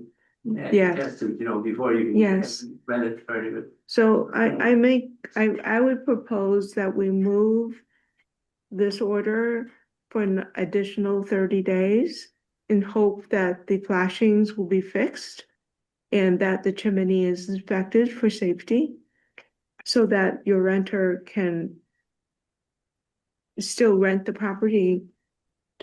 is that chimney, is it a wood, No. is it just the exhaust from the boiler? Is that It's an oil burner. oil boilers using that? We've got 2 oil burners. now. Oh, so it's not a fireplace. Oh, okay. Right, right. So it sounds from what Jane's saying, that the biggest issue for the Board of Health is weatherproofing it. Can something be done to, obviously, you're not gonna repoint or rebuild the top of that chimney in the winter months, but can something be done to improve the weather, improve the counter flashing around that chimney? so that you don't have water getting in there? Can someone get up there and patch it up enough so that either you in the better weather or someone else who buys the house? Something needs to be done to improve that flashing around the chimney in the near term. The flashing on the chimney is not good, it needs to be fixed. It's actually the chimney, and then there's two additions, and all the flashing along those are also. So there's actually 3 areas of flashing that are Right. Contributing to As- moisture in the house. Mm-hmm. That's part of the chimney work, But can something be done temporarily to improve that? when the chimneys are worked on, I would imagine what we usually do is, it's gonna be new copper flashing. Take that flashing out, put new copper flashing in there, but it's still, there is flashing pushed up underneath there, and so it isn't gonna leak a lot. If it leaked at all, but that's all part of it, putting new flashing in the chimney. So there's nothing It's that, really not that bad, it's just, it looks bad because of the roof was done one time, and then they stripped off the roof, so then they had space.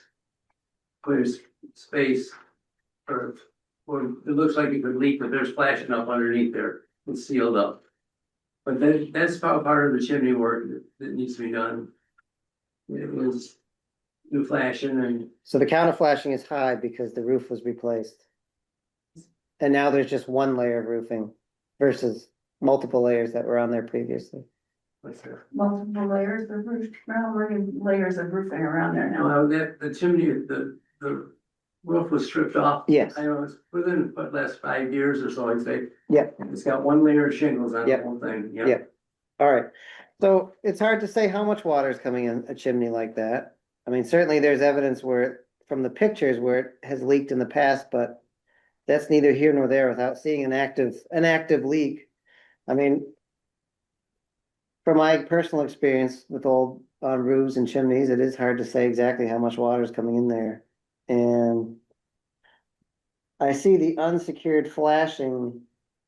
I mean, it's unsecured to the roof, but it's hard, again, Jane, it's hard to say how much water is getting through there. It is flashed, but did you Yeah. see active leaking in there, or you just see the No. unsecured part? Right. No, it was dry when I went out there, but there's I found the flashing because there was a leak at some point in the ceiling, and I'm trying to think a couple of the areas were still moist. Uh-huh. So Yeah, it could be the flashing, it could be something else too. It's hard to say.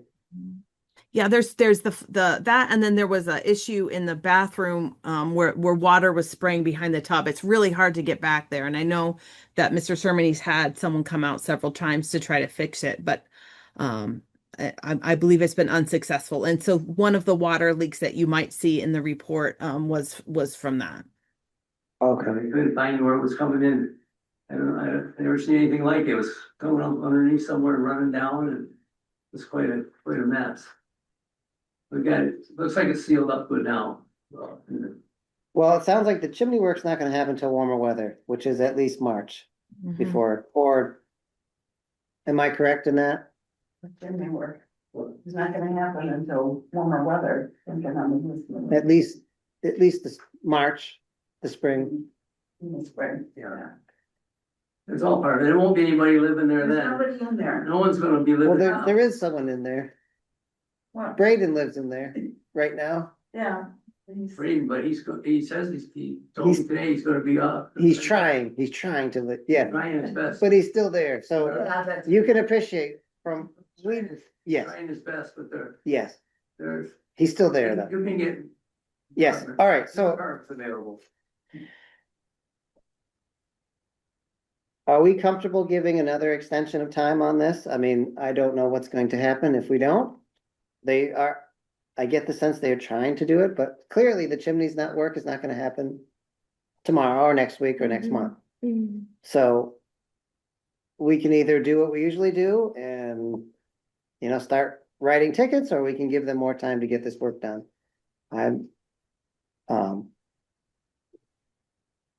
Or, Can they do the flashing during the winter months?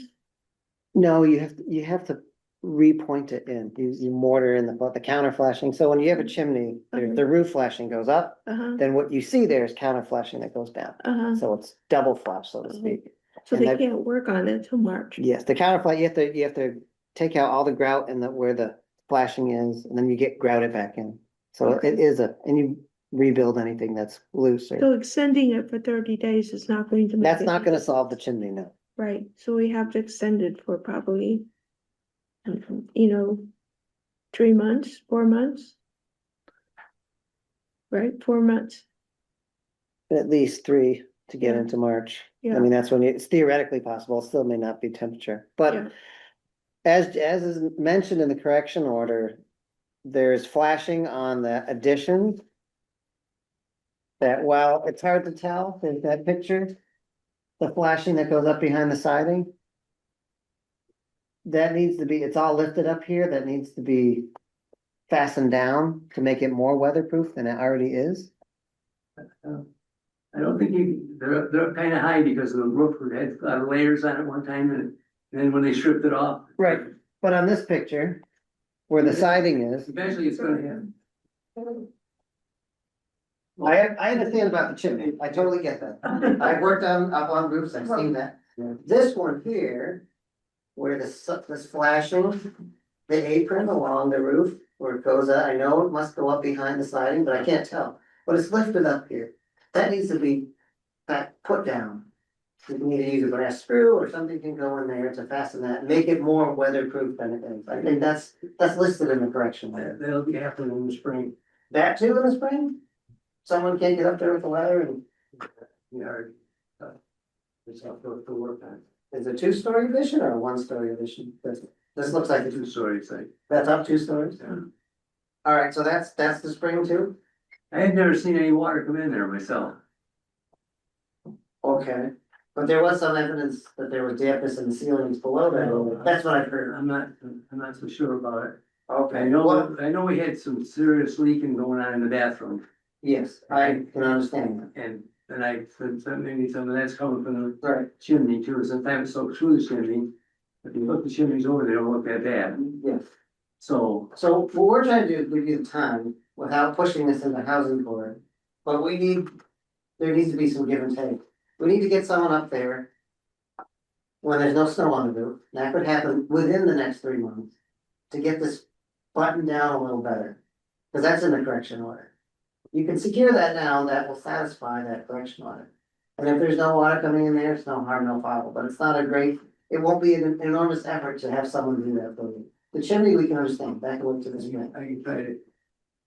You're not gonna do that. So someone could get right there. When the snow's gone, and it's safe to do so. That would be good for us to know you're making an effort to do that, because we wanna give you the time to either sell the property or make the repairs on the chimney. Whatever you want. I agree with you, that should be done. But people, I mean. Someone can get up there. There's nobody in the house. Right now there is, and he could be there for longer. He's been trying to get out since July. He could be there till next Yeah, July. it's only even longer than that. Right, so, but he's hoping not to. So, but that's what we need. We need you to make that effort to do I that. would put that down. I'm not exactly sure where that part, It's up on, says above the addition, wherever the addition is on the house. That's an apron. It's just lifted up in those corners. Getting those corners it's pinned on the down. back by the. I haven't seen your whole house. But I wish I knew, all the details of your house, but I don't. Wherever that is, that needs to be addressed sooner than later. Yeah. The chimney's beginning. I agree with you. And then we can give you the 4 months, so that chimney work can happen. I agree with you. And we should also get an inspection to make sure all the other things are documented, that they've been fixed. That'll give us time to. Give us plenty of time to. Okay, so Jane, does it make sense to schedule an inspection, just so you can document the other changes that have been done? Just so you can say, yep, these have all been. Yes, so we're available to you guys through the end of this month, and so I would suggest giving the ceremonies a little bit of time to do something, and then you could give them an extension on at least weatherproofing those 2 addition areas, or whatever it is that you guys are going to do, and I can report back out. And I think Braden just raised his hand as well, just letting you Okay. know. All right, well, we'd like to give the 4 months extension on this correction order, but anytime I think Braden wants to talk. Yes, just a moment, Braden. Oh, sorry. You should be able to, just have to unmute yourself, Braden. Yeah, so as the tenant, as I'm actively working to move out, my biggest concern is who comes into the property after me. I don't know if the board has it in their jurisdiction to do this, but the current listing for the house does not mention the open corrective order, nor is it available in the documents through the MLS. And so I don't know if you can mandate that or not, but I would love to see that as part of the correction order. Okay, well, we can look into what we can do. I'm not sure off the top of my head what it is that we can say. I mean, certainly bigger things, we, Can we say that no one can live in the property? I think that's comes with condemnations, then that's much more Oh, crowd sweeping, but we're not at that point. yeah. Okay, so let's give them an extension till, let's say, March 15th. Mhm. And do you March want to maybe 15th. see if Rebecca could reach out to the realtor and let them know? Because they do need to disclose any deficiencies with the house. It feels like without doing a whole lot, maybe just putting the realtor on notice that they should be letting people know so that no one moves into like Braden's concern. We can make effort to that extent, yes. Okay, so we'll give you an extension till March 15th. And if it's a warmer spring, you'll be able to get up there a little sooner. If not, you can come back to us and say, I got the apron on the addition pinned down, but I haven't got up on the chimney yet because it's too cold. Does that make sense? Here's till March 15th to get that fixed. March 15th, March 15th to get that fixed. For the chimney. chimney but in the meantime, it would be great to someone to get up there To and get it, fasten down that apron on the addition. yeah. We'll have to go along with that. But I still, we own the house. I Yes. want Braden to know that he has to start to get it out of the, He's trying, he's actively Yeah, He trying. is trying. Yeah. there's plenty of places you can get places. It's harder than you think.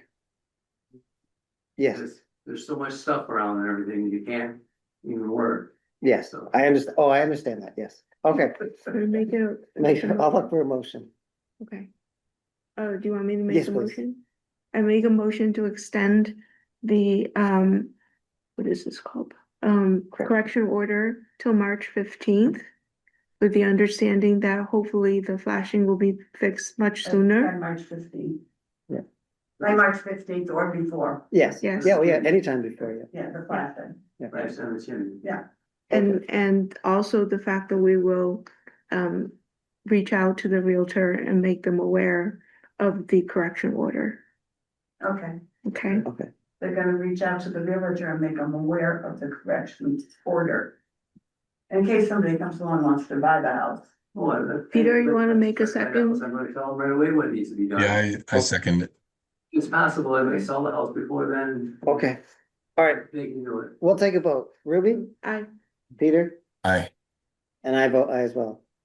Thank you both for coming out.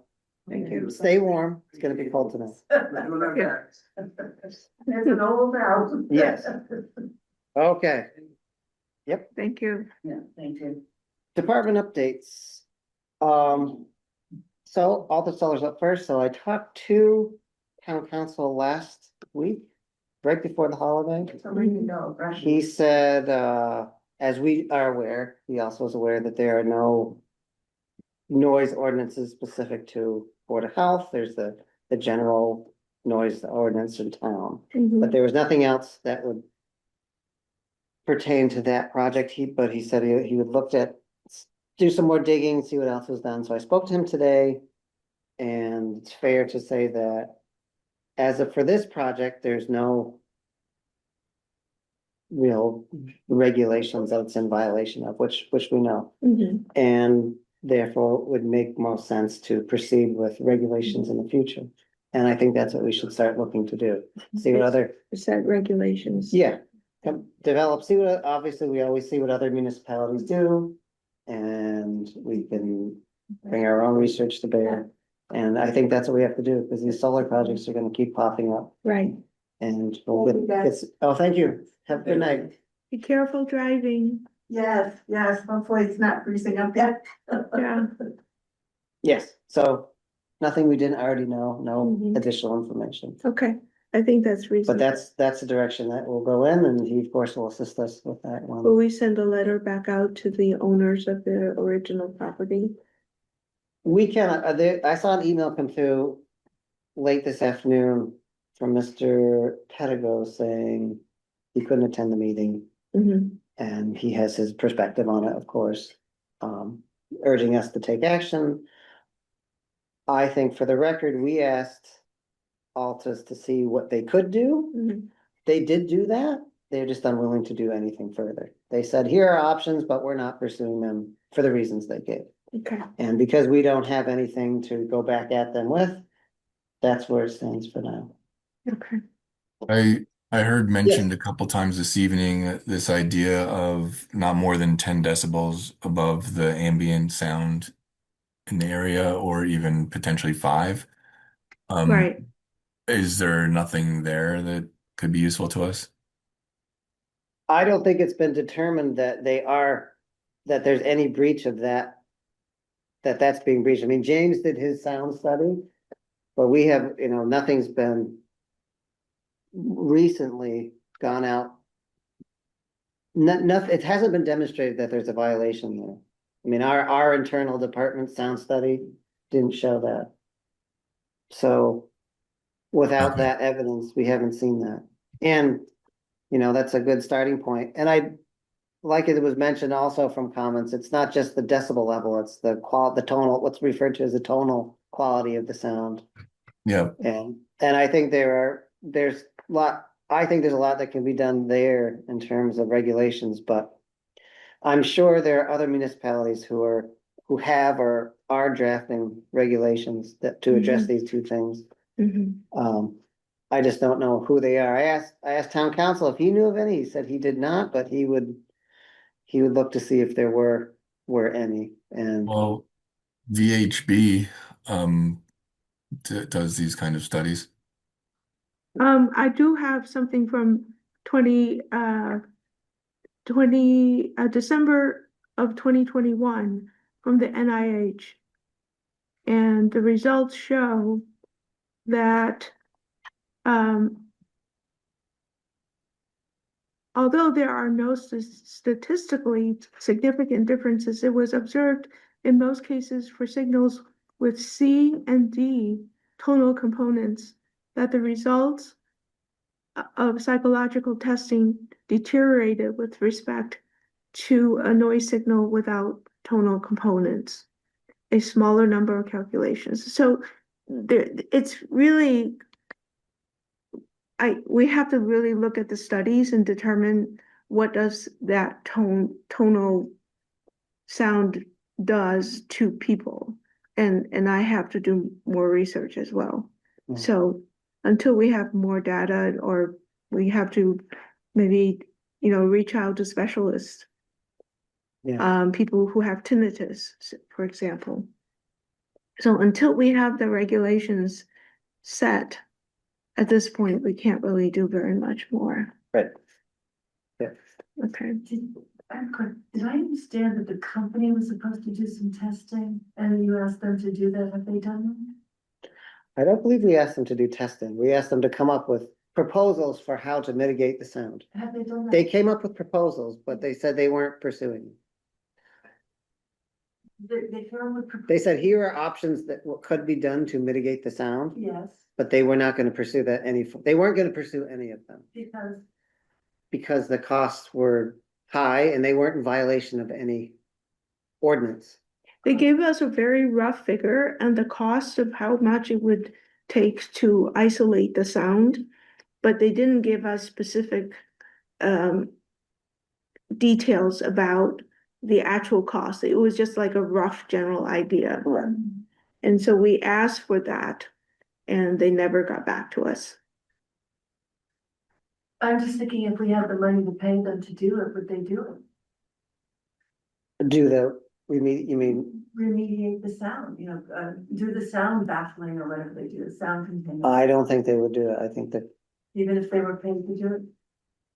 if they were paid to do it, I don't know. That's a whole nother thing. But yes. I don't know who would pay them.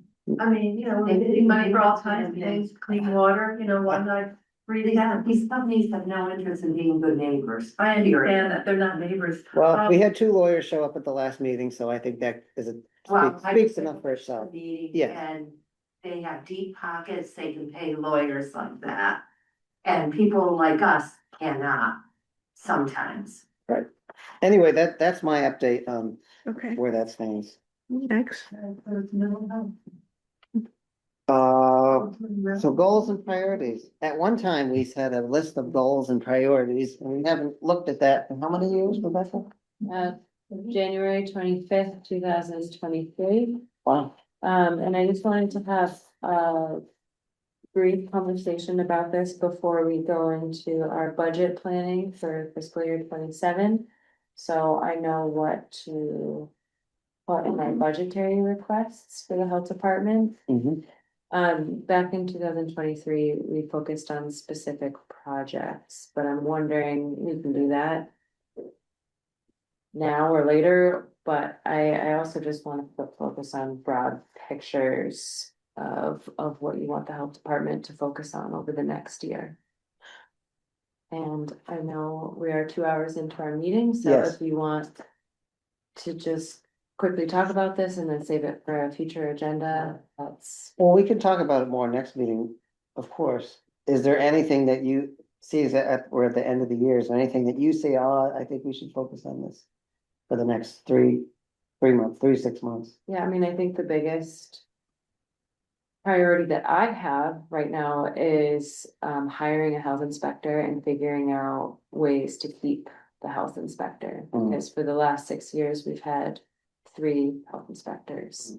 So figuring out what that means, is it job satisfaction? Is it higher wages? 2 of the 3 health inspectors left for higher paying jobs in the field. Yeah. They've continued to be health inspectors. They've just gone to a regional entity that can pay them $20,000 more than we can. So that says to me that, some of them are liking the job, it's just not making ends meet. So figuring out ways that we can secure someone, hopefully, because a lot of training goes into that position. A lot of knowledge needs to be built up before you can really go out into the community.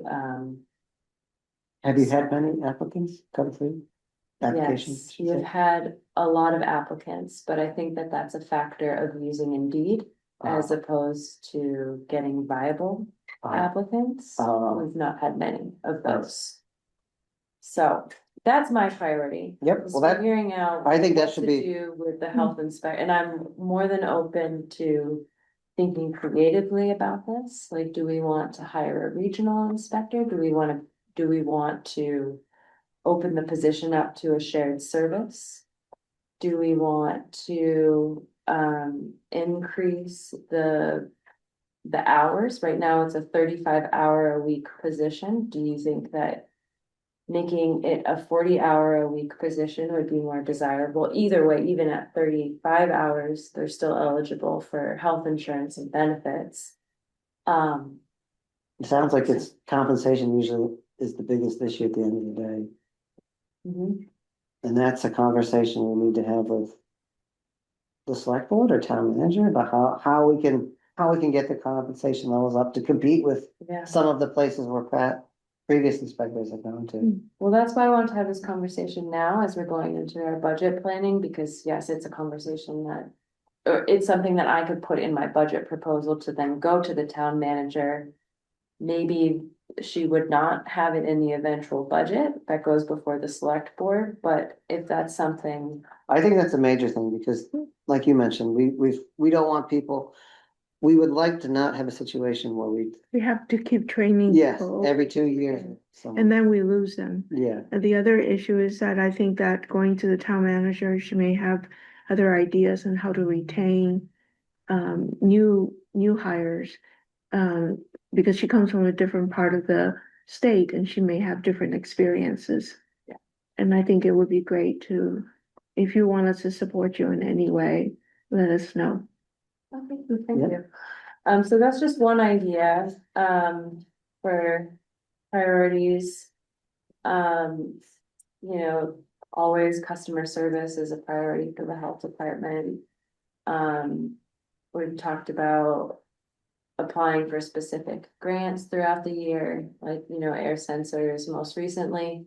And so when those funding opportunities come up, I want to know where to focus my efforts, you know, if I know that it's in the category of air quality, indoor, outdoor, those are the types of grants, funding opportunities that I'll spend my time applying for. I think anything that pertains to stuff we've recently covered or expressed interest in, I think it's a given. We say, oh yeah, this came up, this, you know, whatever's, those type of issues, like the air quality things, never gonna lessen. It's always gonna be most likely gonna continue to be something that hopefully it's periodic, but it will be something. Rebecca, you have to tell everyone your good news about, you got some grants, right? RDP. Oh, yes, there's You not. noticed that.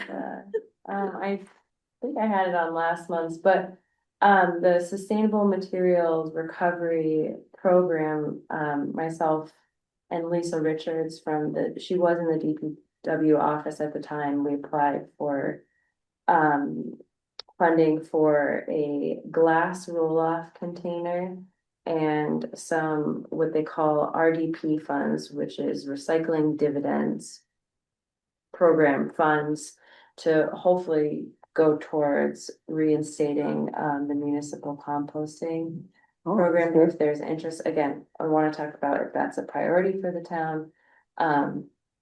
We received $420 towards a municipal compost. 420 whole dollars. Yes, and I think the DPW office did receive, I think it was up to $8,000 for a glass roll-off container, and they were awarded $3,000 for the purchase of that. So that will really help, I think, the town in terms of reducing trash hauling costs if they can separate out glass from just the general waste flow.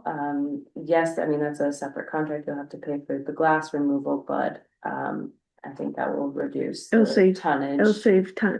It will save the cost of disposing of recyclables. I think it would decrease the cost by at least 5%. Wow.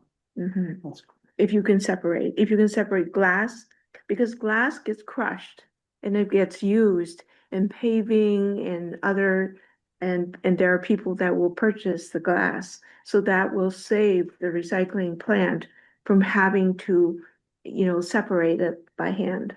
Well, it's good. So they give us a dividend for that. So seeing it as it is so late, I think the sounds like the biggest priority should be figuring out the situation for the health inspector, how we can do that. Okay. And then after that, it sounds like pursuing grants that pertain to issues that we've had come up in the near past. Or any grant options. I mean, if you see stuff and you know what we've talked about, I think we'd love to hear if you have, oh, this grant option came up for such and so. What do you think? I don't think we'd ever say, oh, no, don't do that. I think you have broad license to pursue those things. Okay, and I mean, I think it seems like it's a priority for this board to start the conversation about developing public health local public health nuisance regulations. Yeah, that could be that. Maybe these sound ordinances are would be encompassed in that as well. And we've had the solid waste hauler regulations on the agenda for Yes. a couple months Yes, now. we have to get back to that. Well, we're coming up. We've all expressed that that's been a priority, and DEP has these guidelines for waste hauler regulations, and I think we've talked about just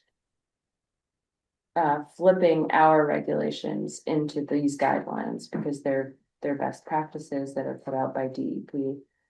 But can you remind me on what direction you wanted to go in, if you wanted to just completely replace our regulations with these best practices, or if you wanted to go in and cherry pick?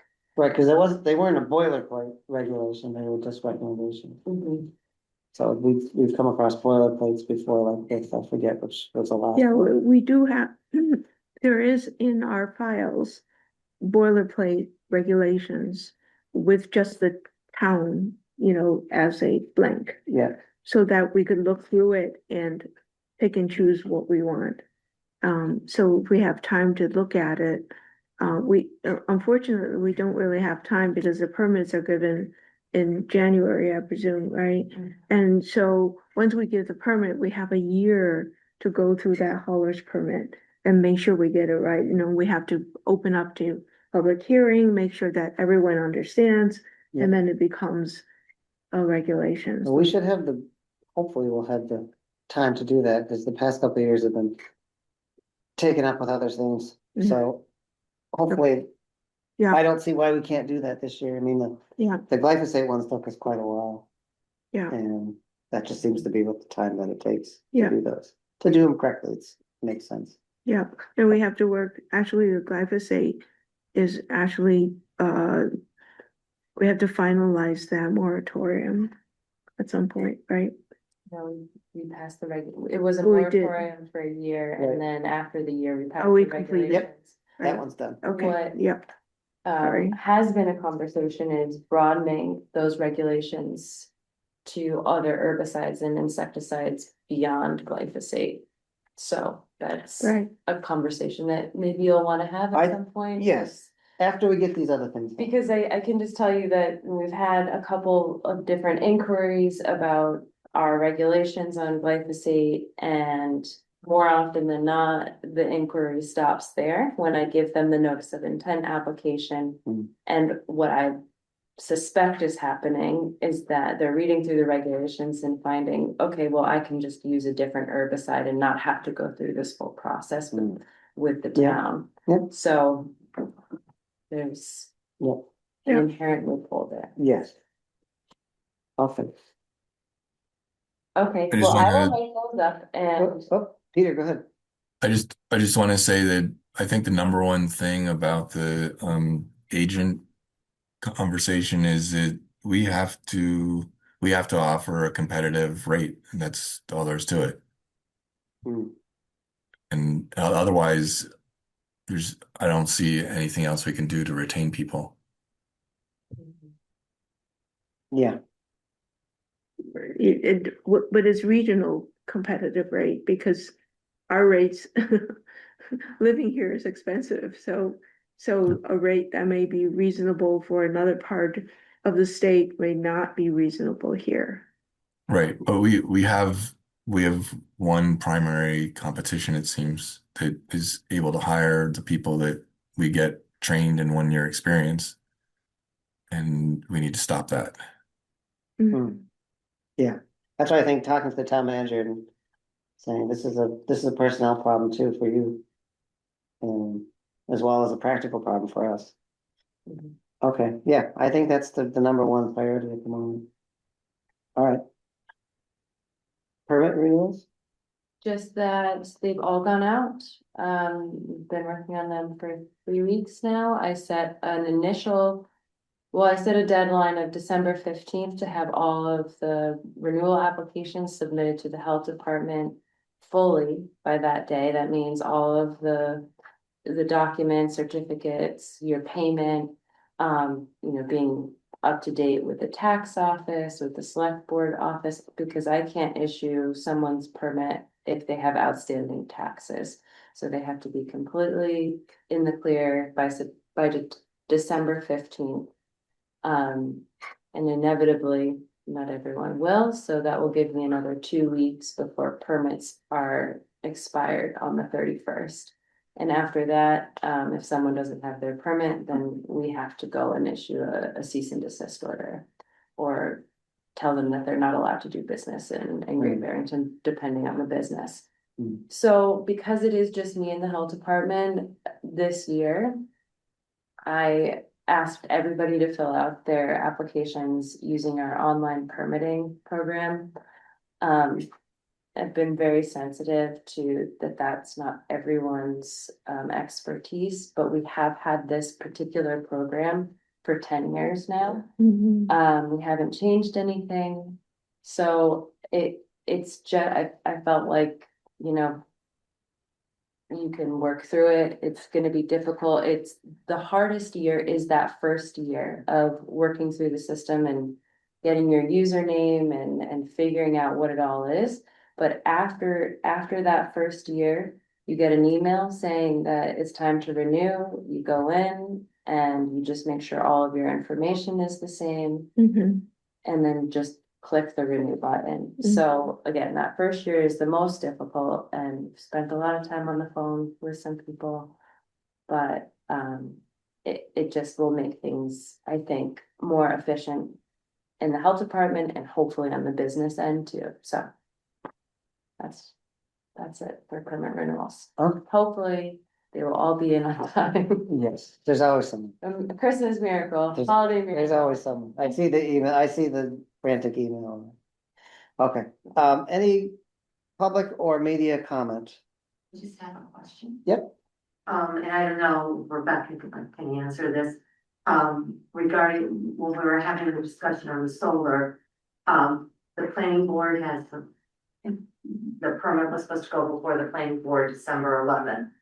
If I understood you correctly, and I'm not sure I did that, and I'll confirm this with that, but did you say that's right, as of right now, that's not going to happen, it's going to go to January? Yes, and I think I misspoke. I think that first meeting is actually January 8th. Okay, So because the legal notice said a public hearing on December 11th. I think they've asked to extend Right, it which they to do, yeah, that January 8th. January, so I'll follow up.